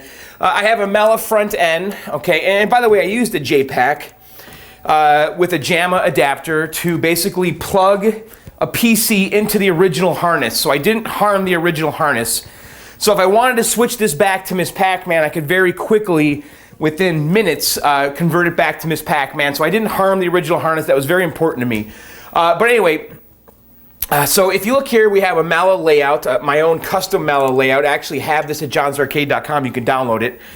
And I think it's pretty good. So right now we're on the popular list, and this basically keeps track of the games that get played the most, okay? And it says here that Miss Pac-Man has been played 182 times. Actually, it's not how many games have been played, it's how many times it's been launched from this front end. So the most popular game on here is Miss Pac, and which is funny because it's a Miss Pac cabinet, and that's the game I usually boot it to, and that's the game I usually play on this. And honestly, can't tell the difference. Cannot. This game plays exactly like the PCB. Pac-Man is so emulated, is emulated so well in MAME. You know, I think MAME started out as a Pac-Man emulator. I mean, I think that was what the guy's goal was initially when they started doing MAME. They were trying to emulate the Pac-Man hardware. So this game is just spot on, and everything is pixel perfect. Using the Soft 15 driver with a GeForce video card, and it just looks amazing. And then we could back out, go to the menu here, and you know, Galaga plays amazing in this, Pac-Man. So this is a very, very useful cabinet. I absolutely love it. I did add a second button, and basically what I did is I bought a Repro control panel, because Miss Pac-Man never had buttons. So I bought a Repro control panel that already had 2 button holes here, and then I wired these up to the Jamma adapter. So it's not actually wired into the harness. But, you know, Galaga, this game plays so perfect. And, you know, I always think about buying a Galaga cabinet, and really it's silly because this plays so darn well in here. I mean, it's like dead nuts on, and really it's got the right joystick, the right button. And, you know, I leaf switch buttons in here, and it just feels so good. So I love it. This is a vertical cabinet, plays all these vertical games just absolutely spotless, spot on, I mean. So that's that, okay, and we'll just back out into the menu, and maybe I'll just launch Miss Pac again.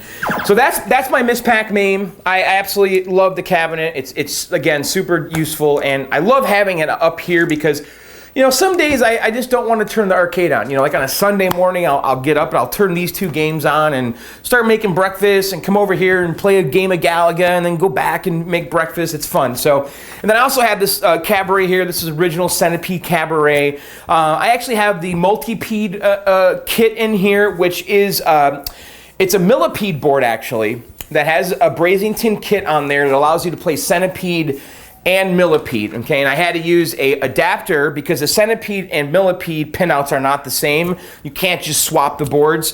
So you have to get a Centipede to millipede adapter and then install the Brazington kit on a millipede board, and you can plug it into a Centipede. But anyway, it plays Centipede and millipede, and again with these Atari Cabarets, why I love them so much is because you get the full-size 19-inch monitor, which is really nice, and then the light-up marquee. I think it looks really cool. So to switch games, you just press these 2 buttons, you know, like that, and it's millipede, and then Centipede. This monitor that's in here is really flaky. I really should put a better one in here because it's like magnetized here. It needs to be degaussed or the purity's off or something, but it plays great. It has a lighted trackball, which I did not install. It came with the game when I got it. And I actually really like this game. This is a great game to have up here. And it's nice next to the MAME cabinet because it's not redundant, because you can't play this game in MAME like this unless you had a trackball, which I don't. So I really like Centipede. Millipede is very much like Centipede, except it's a lot harder, a lot more intense, a lot faster, but it's good. And it has these DET things you could blow up, the like little bombs that blow up the millipedes. But you know, Millipede's fun. They both have their merit, you know. This game's just more frantic. But they did a pretty good job of making a sequel to Centipede where it's really the same game, and they just kind of added a few little twists, tweaked the formula a little bit.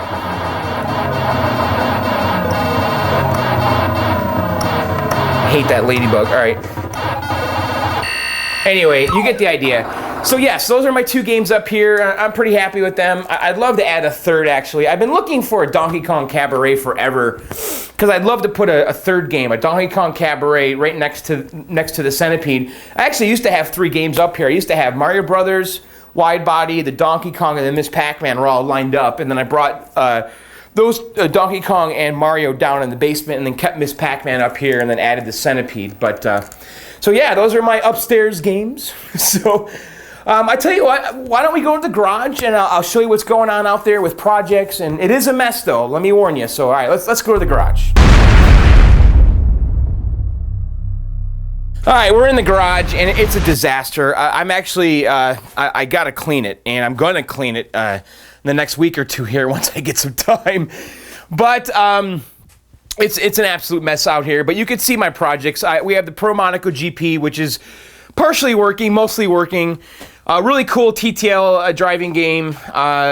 Super rare, actually, because this version of the game was never released in the US. I believe it was released like in Europe and in Japan. And then over here is our Quantum cabinet. This is going to be our spring project. I'm very, very, very excited to start working on this game.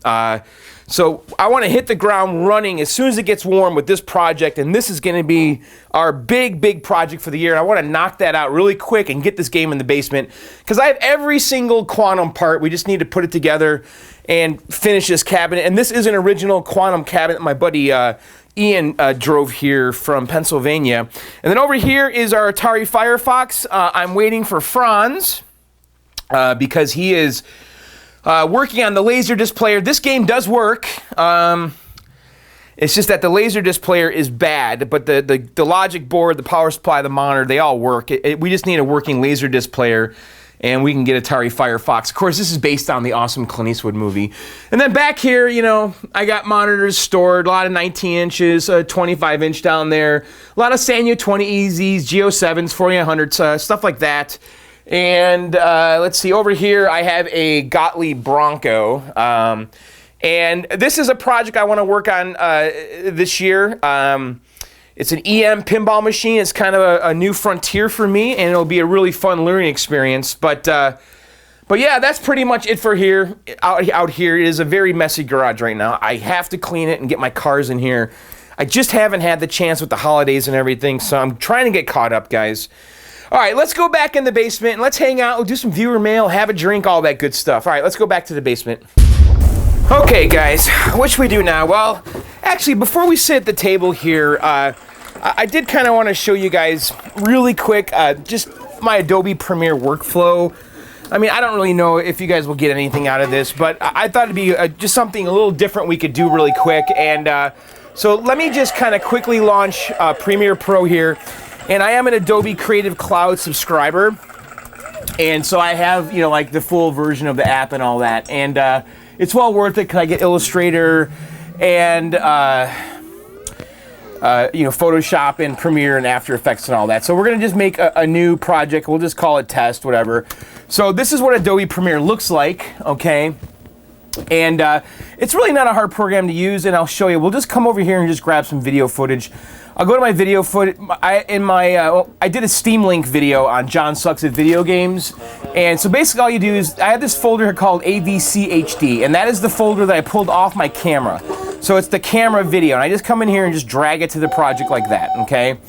And now we have all the video files, and you can kind of preview him right here. Hey guys, we are in the basement today. Yes, so this is the preview window. And then this window over here is going to show the project, and this is our timeline, okay? So I've got my video footage in here, but now I need like all my little stuff, you know. So I created a folder here called Drag to Project, okay? And every time I do a video, I drag this folder to my project, okay? And what's in the Drag to Project folder is all the consistent stuff that you guys see, okay? So my intro, okay? Right there. So I made that ahead of time in Adobe After Effects, and that's a different conversation altogether. But this was made in Adobe After Effects. I basically took all my pieces from Illustrator, brought them into After Effects, and just made them twitch and stuff. And I didn't want my intro to be long, because I just kind of want to get to the point. So that's the intro I have. And of course, you know, my song, the theme song is in here, you know. right? And then we'll put all this in the timeline. So what I usually do is the first thing I do is I drag one of my video clips from the camera onto the timeline. So I'll just take this one right here and put it on the timeline. The reason I drag that first is because my camera quality is, I want the project's settings to be set around my camera, okay? My camera is shooting 1080p 60 frames per second. I might have other stuff that I bring in that's not that. So what it does is it sets the project settings to the same settings the video is for the first clip. And so I always drag one of my camera clips in first, okay? Hey guys, we are... And that's that, okay? So then what I do is I'll kind of come over here now and I'll put my intro in. You know, I go to comp here and then I basically just push this button and it'll put it in the front here, okay? So now, but now I need my music, okay? So I'll come in here and just drag John's theme and put it below it like that. Now if I hit play,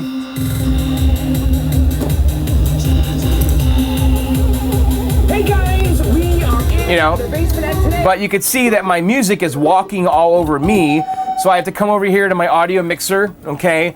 And you want to click this little diamond, okay? And that basically means it's going to start recording fader adjustments. So at this location right here, which is after the intro, and right when I start talking, I want to lower the volume, okay? So I'm going to lower it negative to negative 18 decibels, okay? And you can see the fader goes down. I find it easier to just put a manual input in here with a number, right? So now, right now, the volume is down at negative 18. It's actually down across the board, though. It just lowered the volume for the whole track because we only have 1 point. So now what I want to do is raise the volume in the beginning. So I move my slider to the end of the clip right here, and now I raise the volume all the way to the top to 0. 0 is as loud as it can go without peaking, right?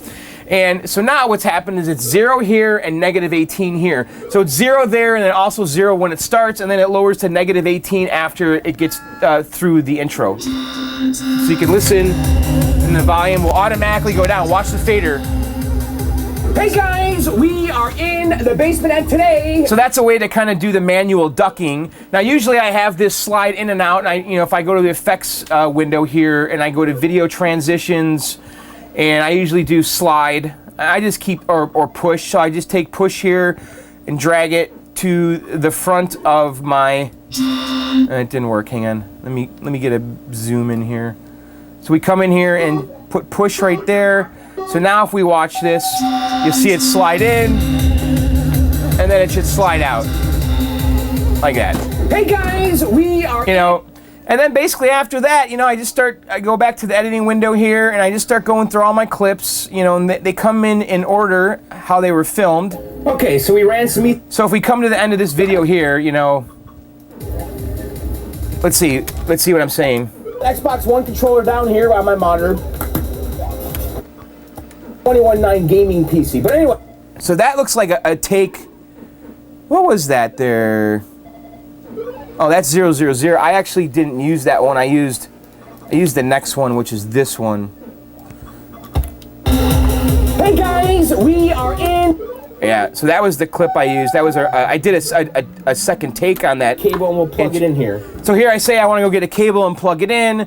So I go to this clip here, which is Ethernet cable, which is me saying, "Oh, here's the cable." So we'll drag that in.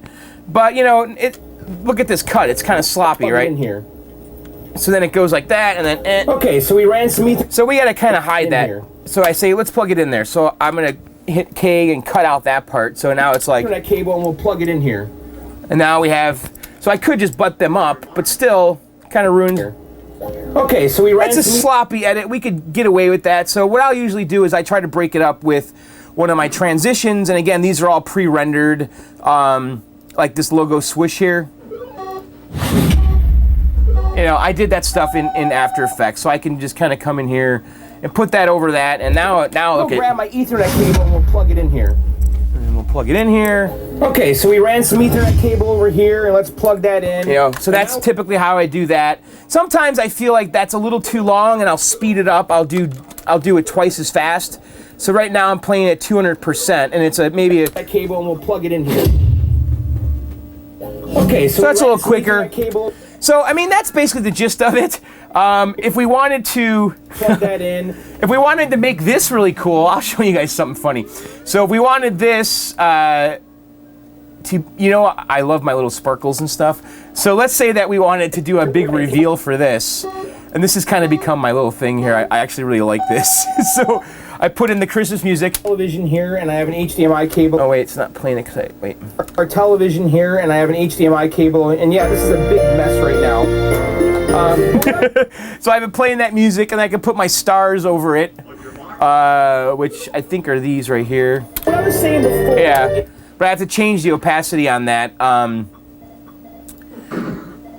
I have to change it to screen like that, you know, to be transparent. What I was saying before is, So that's basically it. You know, I just go through all the clips. I clean up the beginnings and the ends of each one, because usually I stop talking and then I walk to the camera and press stop. Well, I get rid of that little walk to the camera part. But yeah, so yeah, that's basically how I do my videos, and I do it all in Adobe Premiere, and I absolutely love the program. And by the way, this PC I built is the shit, guys. it's truly awesome. So, all right, guys, I think we need to go over here now, because we're done. We need to hang out now. You guys want to hang out? So I prepared some stuff for us. I want to talk about stuff. I want to make a drink. I think we should make a drink first. What do you guys think? Should we? You know, this was a long day of filming. I will tell you that, because I started this video around 3 o'clock, and it is. Is it really 10:30? Holy cow! I've been working on this video for 7 hours. I hope it's not too long. I had to take, you know, dinner breaks and stuff. I actually had to go pick up my daughter too, so it's been a bit of a busy day. But anyway, we have earned a drink here. So I want to have some of this Perret rum here, and Ernest sent me this. It's an awesome gift. I mean, look at this, and it comes in like a Donkey Kong barrel, which is cool, right? And so I want to have some of this. I did have some of it before when we finished the I Robot, and I thought it would be fun to kind of end the year. I know that we're into 2016 and it's already the new year, but you know, I wasn't able to get this out like on New Year's Eve, which is, I know you guys wanted me to. But anyway, guys, I want to just toast to you guys, and thank you again for supporting the channel and me. All the comments, all that stuff is truly appreciated and truly motivating, and I mean that. So I want to thank you guys very much for all the kind words and the endless enthusiasm and positivity, and it means a lot, and it really, really does. So cheers, guys. It was a really big year. We did a lot of stuff. We really did, you know, from the traveling to the restores to the game acquisitions. It was a great, great year. And I do want to kind of review some of our numbers and just the projects that we did. So cheers. Oh, Ernest, that's some good rum. It is so smooth. It is a sipping rum. And I've never really been a straight rum drinker ever in my life. There, does that look framed better? And then we should have a New Year egg. So my buddy Scoots made these for me. Black Dog brand. Hey guys, we are in your belly pickled eggs. So that's pretty awesome, right? So let's have an egg. I gotta tell you, these are a good time. I was a little skeptical, you know, because I eat gas station eggs, but those are just hard boiled. Not these. These are pickled, like in vinegar, you know. And I was a little worried I wasn't gonna like these, and my buddy Scoots here outdid himself. He made some good pickled eggs, so it fell apart. Look at that. It really is good. It's not like mushy and gross. Excuse me. Scoots, buddy, I can eat these all the time. I want these in my fridge at all times. That really is good. And I don't know what his brine is, but look at it. It's like vinegar. There's peppercorn in there. I don't know what he's putting in it, but it's some pretty good brine. And I've ate almost all of them. There's only one left. Scoots, I need more eggs. And we should have some popcorn too. I know you guys really wanted me to use the popcorn machine this year, and we will. The popcorn machine does get used, not as much as I'd hoped. I think like the first year or so we were using it all the time, and then we kind of slowed down. So I'm gonna go ahead here and just heat it up. And the plastic door here, the hinge kind of broke, but let's get it heating up here, and I'm gonna go get some scissors, and I'm gonna use just kind of the pre-measured packets. What's important about making popcorn in a machine like this is you want the coconut oil, which this has. This has coconut oil with flavoring, butter flavored salt, and then the kernels over here. And this is for a 2.5 ounce kettle, which is what I have. I have a 2.5 ounce kettle, and so you can buy the packets that match your machine. You know, they make 4 ounce kettles and whatever, but I have the 2.5 ounce. So the first thing you want to do is just kind of cut this open here, and then we're going to pour in the, we're going to dump in the butter or the oil. And it's going to kind of come in here and squeeze it out.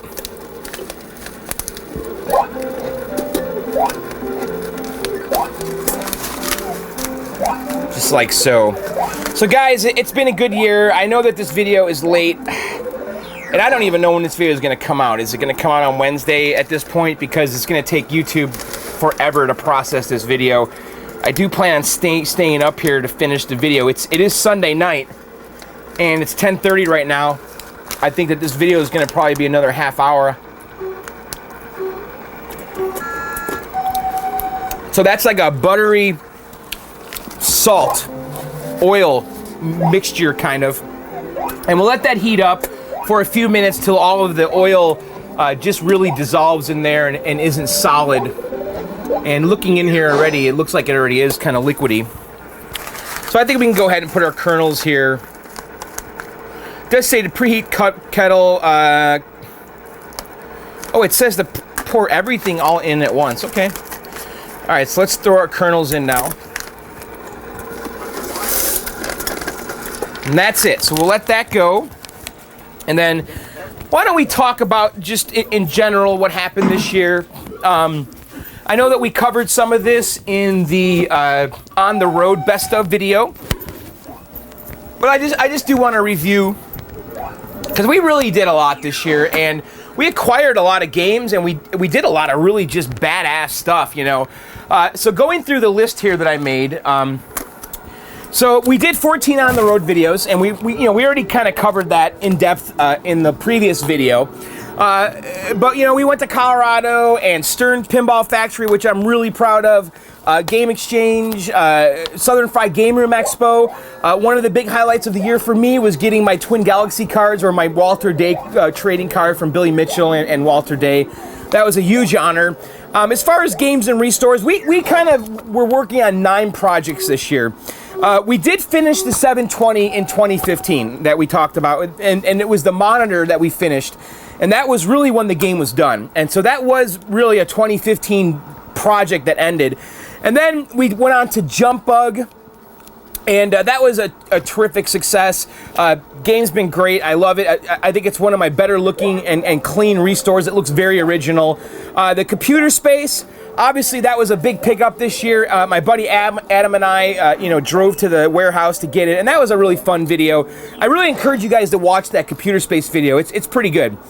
And then, excuse me, of course, Firefox. We picked that game up. We didn't get it working because Franz still has the Laserdisc player. And I've been talking to Franz in the last week here, and he keeps saying he's going to have it done next week. He's going to have it done next week, and he's been saying that for months. So I'm being very patient, very, very patient, because he's an older gentleman, and he's a one-of-a-kind guy. You know, very few people in this world have the knowledge to work on these, and he's one of them. Do we have like a Batman angle going on? I just noticed that the camera is crooked. I know, don't you guys like when I do camera adjustments during the video? There, is that straighter? Is that a little more straight? Okay, so the I Robot, we finished that project. It's down here. I love that game. The Quantum, we started that. Ian Kellogg came here, of course, and delivered the cabinet. We did a video with him. That was a lot of fun. The Bronco pinball machine, we talked about this stuff because it was in the garage, but the Bronco pinball, you know, that's an EM machine that we picked up this year. That was a spontaneous Craigslist purchase. And I do intend to getting that thing, I want that thing working 100%. The Pro Monaco GP, same deal. I plan on just squeezing that project in here and there. It's a low priority, but I do want that working 100%. And then, of course, we did the Versus Radion Bungling Bay. That was a special project, wasn't it? Because I kept it secret all year long who it was for and what we were doing. And it turned out I was making a game for Will Wright, you know, famed game designer who did Sim City and Sims and Radion Bungling Bay, which was his first game. Our popcorn's going here. Look at that. And so I was really proud of that, and really proud that we got to talk to Will Wright in the video. So if you guys missed that whole reveal and my interview with Will Wright, you know, the creator of Sims, definitely go back and watch that. And then other exciting stuff, I wrote down Billy Mitchell and Walter Day. That was exciting, getting my card. Ian Kellogg visited here. That was a fun weekend, having him helping me in the garage. We fixed the wobbly table this year. That was a big deal, right? So, and of course, John's Kitchen. That was fun. I did an April Fool's joke, and we'll do that again. I know a lot of guys have asked me to revisit John's Kitchen several times, and that is a very big request. Everyone wants me to do another John's Kitchen video, and I think we can definitely do that. I don't know if I should keep it an April Fool's joke, or should I do them in between? I thought about doing like a holiday one. All right, so let's dump this out of here. But this thing really makes great popcorn. So right now we got, like, you know, the butter flavored oil and salted oil and everything. But I also want to use the kind of fake butter. I have like that movie theater butter. I bought like a gallon of it right here. So we'll just kind of go for broke. I'll just kind of sprinkle some of this on here. And just kind of mix it up. Probably should have brought some napkins down here.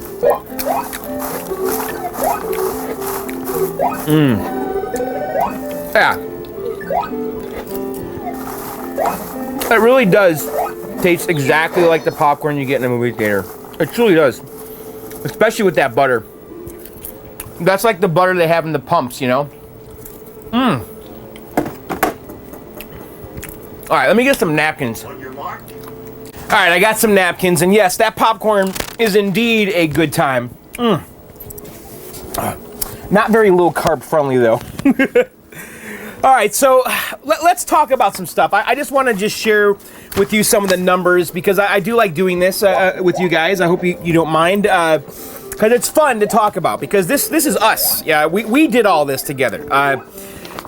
So in 2014, guys, okay, the year before, okay, I just want to compare and contrast 2014 with 2015.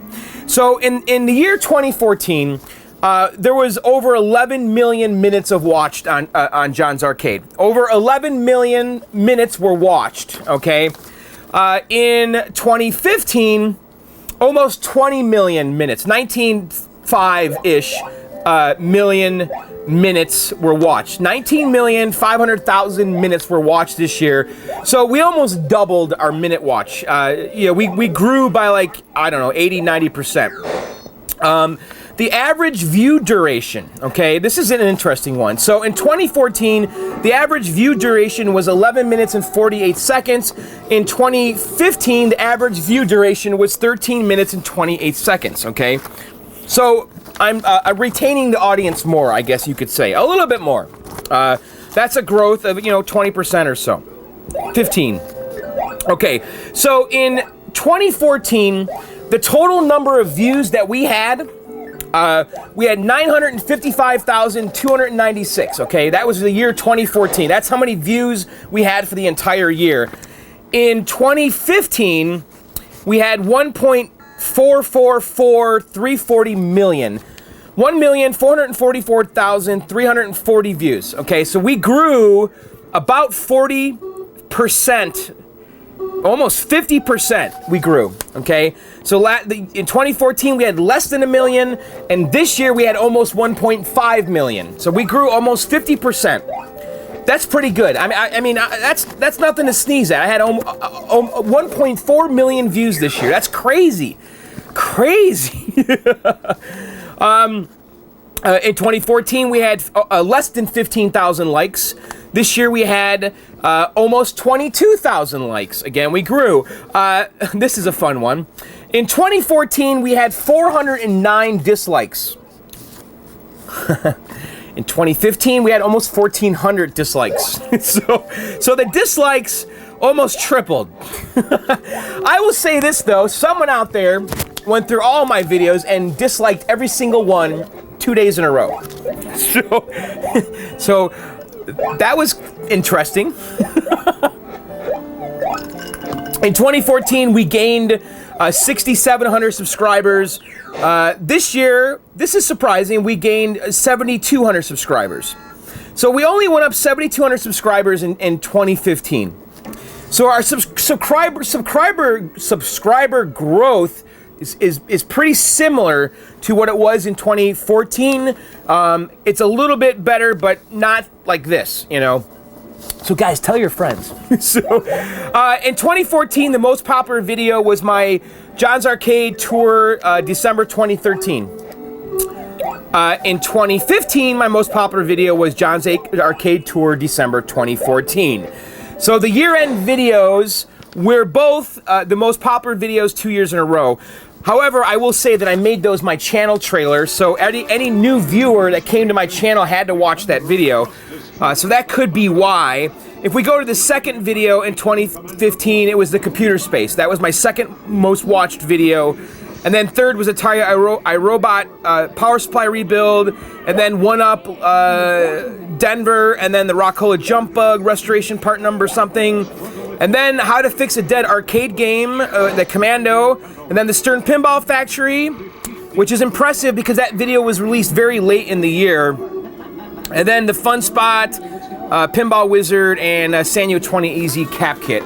So that pretty much kind of sums up the year in our stats. But I want to thank you guys again for supporting me and being so faithful and committed to the channel and me. It means a lot. It really does. And I love you guys. So thank you very much. Happy New Year. All right, so I want to do a few viewer mail. Actually, I want to talk about something really quick. I want to do a contest giveaway. I kind of talked about it earlier on the top of the show. So I want to give away this stuff, and I want to do 3 winners. First, second, and third prize. And I'll figure out the tiers, but first place will get the most stuff, second place will get a little less, and third place will get the least. I think every one of them will get a t-shirt and a CD, I believe, first, second, and third. And then I'll give away a Killscreen CD autographed by Matt McCarthy and myself, and then also John's Arcade t-shirts, your choice of extra large or large. And then I also want to give away these because Ian Kellogg and I are going to be doing kits together, okay? And him and I have been talking a lot about this. And so we're going to have John's Arcade branded cap kits, okay? And these cap kits are put together with the finest parts, okay? And it's not going to be just monitors. It's going to be like, you know, pole position, battery repairs, and all that kind of stuff. And Ian is really choosing really, really good caps. You know, caps that last, honestly, twice as long as like a Bob Roberts cap. You know, they're rated for like 10,000 hours. And if you do the math, that's like the rest of your life, okay? So this potentially could be the last cap kit you ever install, ever. And they're going to include a lot of parts that you normally don't see in these kits, and they're going to be priced competitively and in line with everybody else. But when you buy these cap kits, well, rest assured you're getting the finest quality parts. And Ian does something very unique that no one else does. Every cap kit is labeled right there, okay? This is a massive time saver. I am not kidding, a massive time saver. So he has labeled every single cap, okay? You pull this out, you put it on your workbench, and you go through each one, and it goes so fast, because I used his kits a bunch of times this year. And so I'm going to tell you this, and I'll talk more about this as we launch more and more kits. But for now, And for the next 30 days, if you guys go to iankellogg.com and you use coupon code John's Arcade at iankellogg.com, you guys can take 10% off your entire order. And yes, by buying these cap kits, and you are supporting John's Arcade and Ian Kellogg, okay? Ian and I are kind of doing a partnership together with this, okay? And we're going to be adding more and more kits. So go to iankellogg.com and use coupon code John's Arcade. And guys, I'm not kidding. They're the best cap kits you can buy. The most organized, the highest quality parts. Ian is providing amazing customer service. He'll answer your questions. You can go to the John's Arcade forum for support. You're not alone if you buy these cap kits, okay? You got the John's Arcade forum, and Ian Kellogg is also offering support as he can. So go to iankellogg.com and use coupon code John's Arcade. All right, so I want to do viewer mail, and of course, this is a big part of the show. I printed out a whole bunch of these, and I don't know how many we'll get through. We'll see. It's getting kind of late here, but let's get through as many as we can. And by the way, if you want to participate in this segment, you need to email them to me at blkdog7@gmail.com. That's blkdog7@gmail.com. In the subject line, you have to put viewer space mail. First one is from Kaylin Van, and Kaylin is actually the one that made me my Journey box set, I believe. No. He won the Journey box set. What am I saying? The guy that made the Journey box set, he was up in Canada, but I have it up there in the rafters. You see that? I'm running out of shelf space, so I kind of hide stuff up here in the vent, you know? I have my little thing there that my buddy Chris Gack made me, and so you can see up here, look at this thing. The Three Amigos sticker ETN sent me.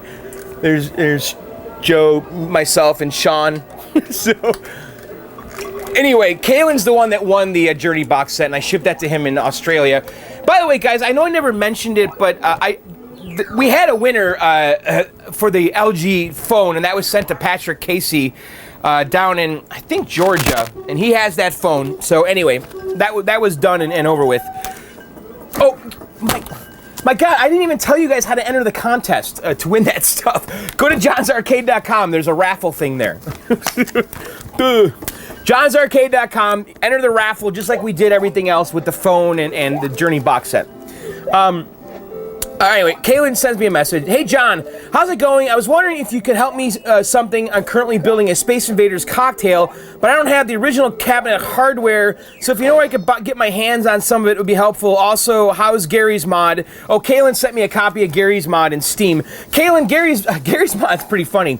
It's basically like a whole bunch of modded Counter-Strike and Half-Life games, and I played a couple of the Minecraft-themed Counter-Strike levels, and it's kind of funny. You're the bomb. Keep up the good work, Kaylin Van. So, Kaylin, I have no idea where to find this. I would check Arcade Boneyard. He always parts out cabinets and has parts. But if anyone out there has the metal parts for the Space Invaders cocktail, maybe you guys can email me or make a post in the comments for Kaylin. So, Kaylin, I just thought I'd read it and maybe someone can help you out. Because I don't really know where to get those parts. Those cocktails, I've never owned one, and I've never really pursued that area. I never actually pursued Space Invaders at all. Why is that? I think that I like Space Invaders though, because God, I played that game a lot when I was a kid, especially on the Atari 2600. You know. Anyway, all right, moving on. This one's from let's see. Hey, John, dude, you're the man. Who's this from? Break? Hey, John, dude, you are the man. Your videos are so awesome. They help me so much. I have just recently installed a Pac-Man high score save watching your video, and I have also restored my NFL Blitz while following along your journey restored. Thank you so much for all the time and effort you put in. Here's my question. Hope you don't think it's weird, LOL, but when you do your on-the-road videos, are you also like on a family road trip too?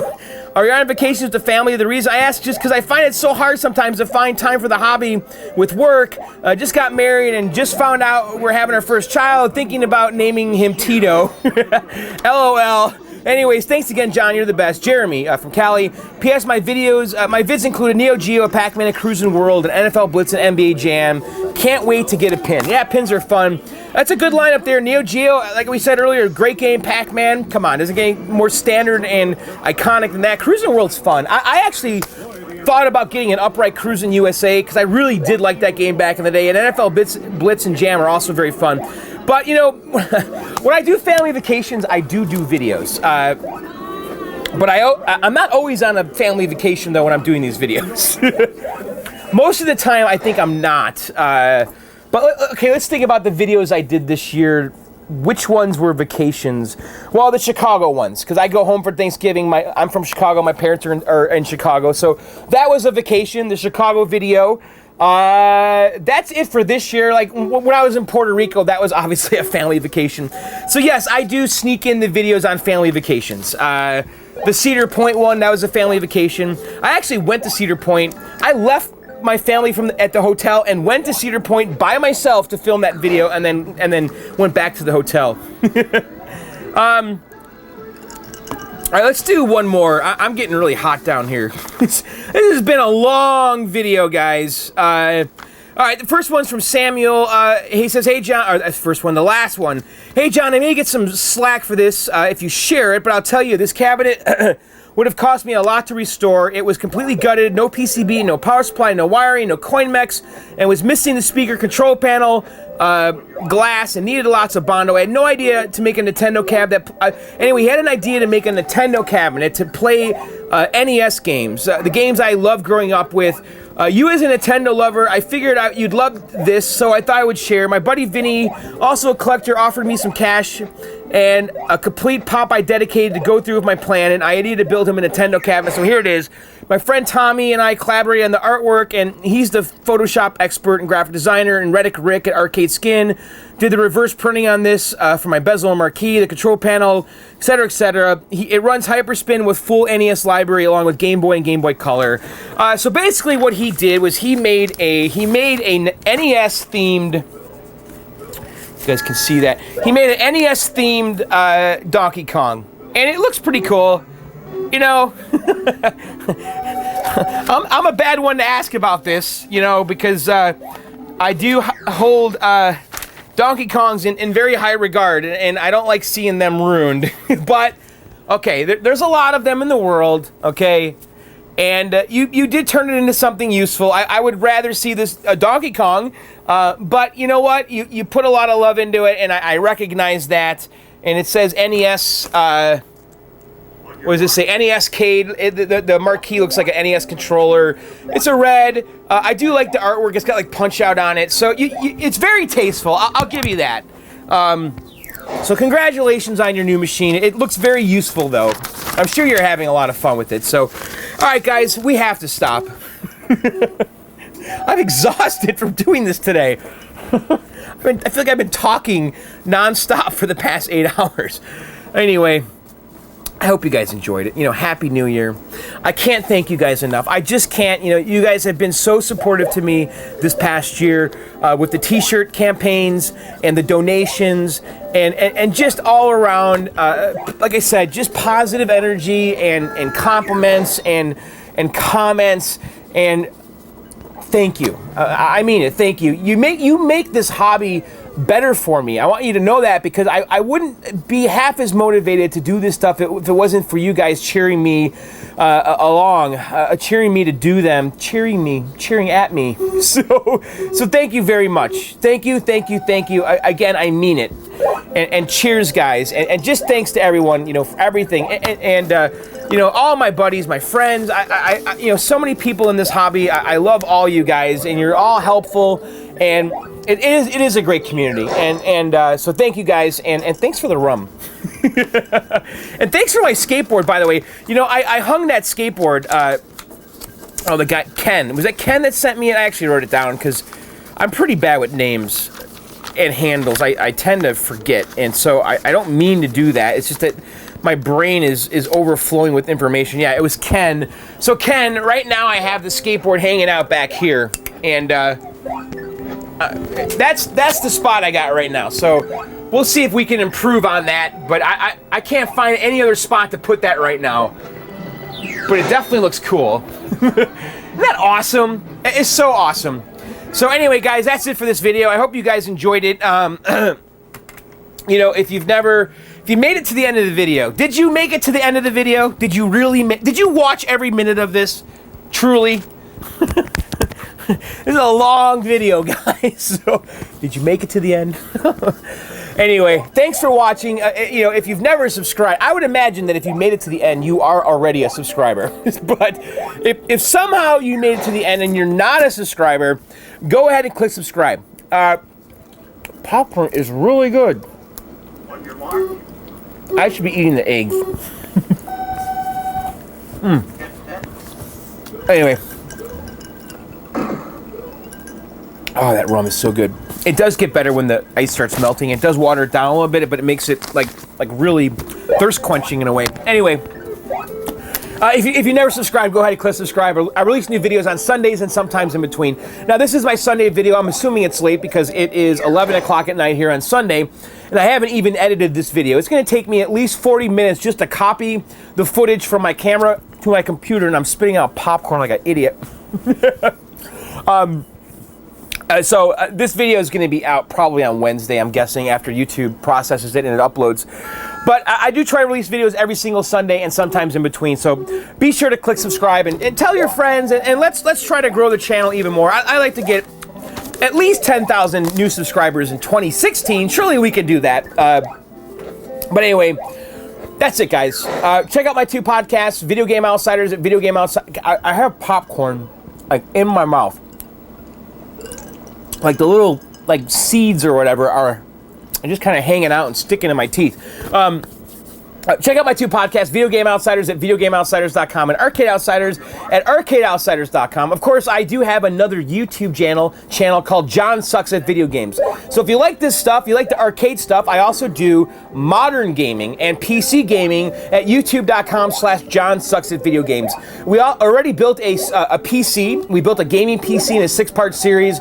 I just reviewed the Steam Link, which is a little device that allows you to stream your PC games to your living room.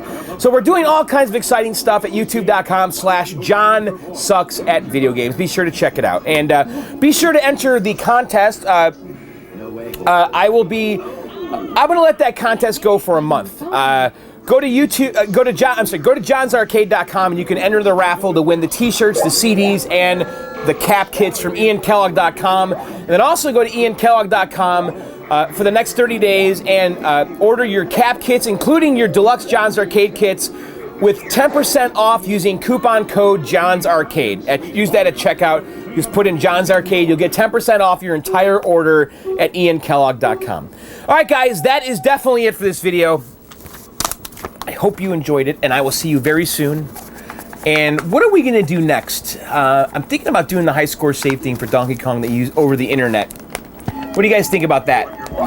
And the computer space. The computer space is going to be a weekend project, but I don't know. We'll see. So, anyway, that's it, guys. I'll see you very soon. Later, and bye!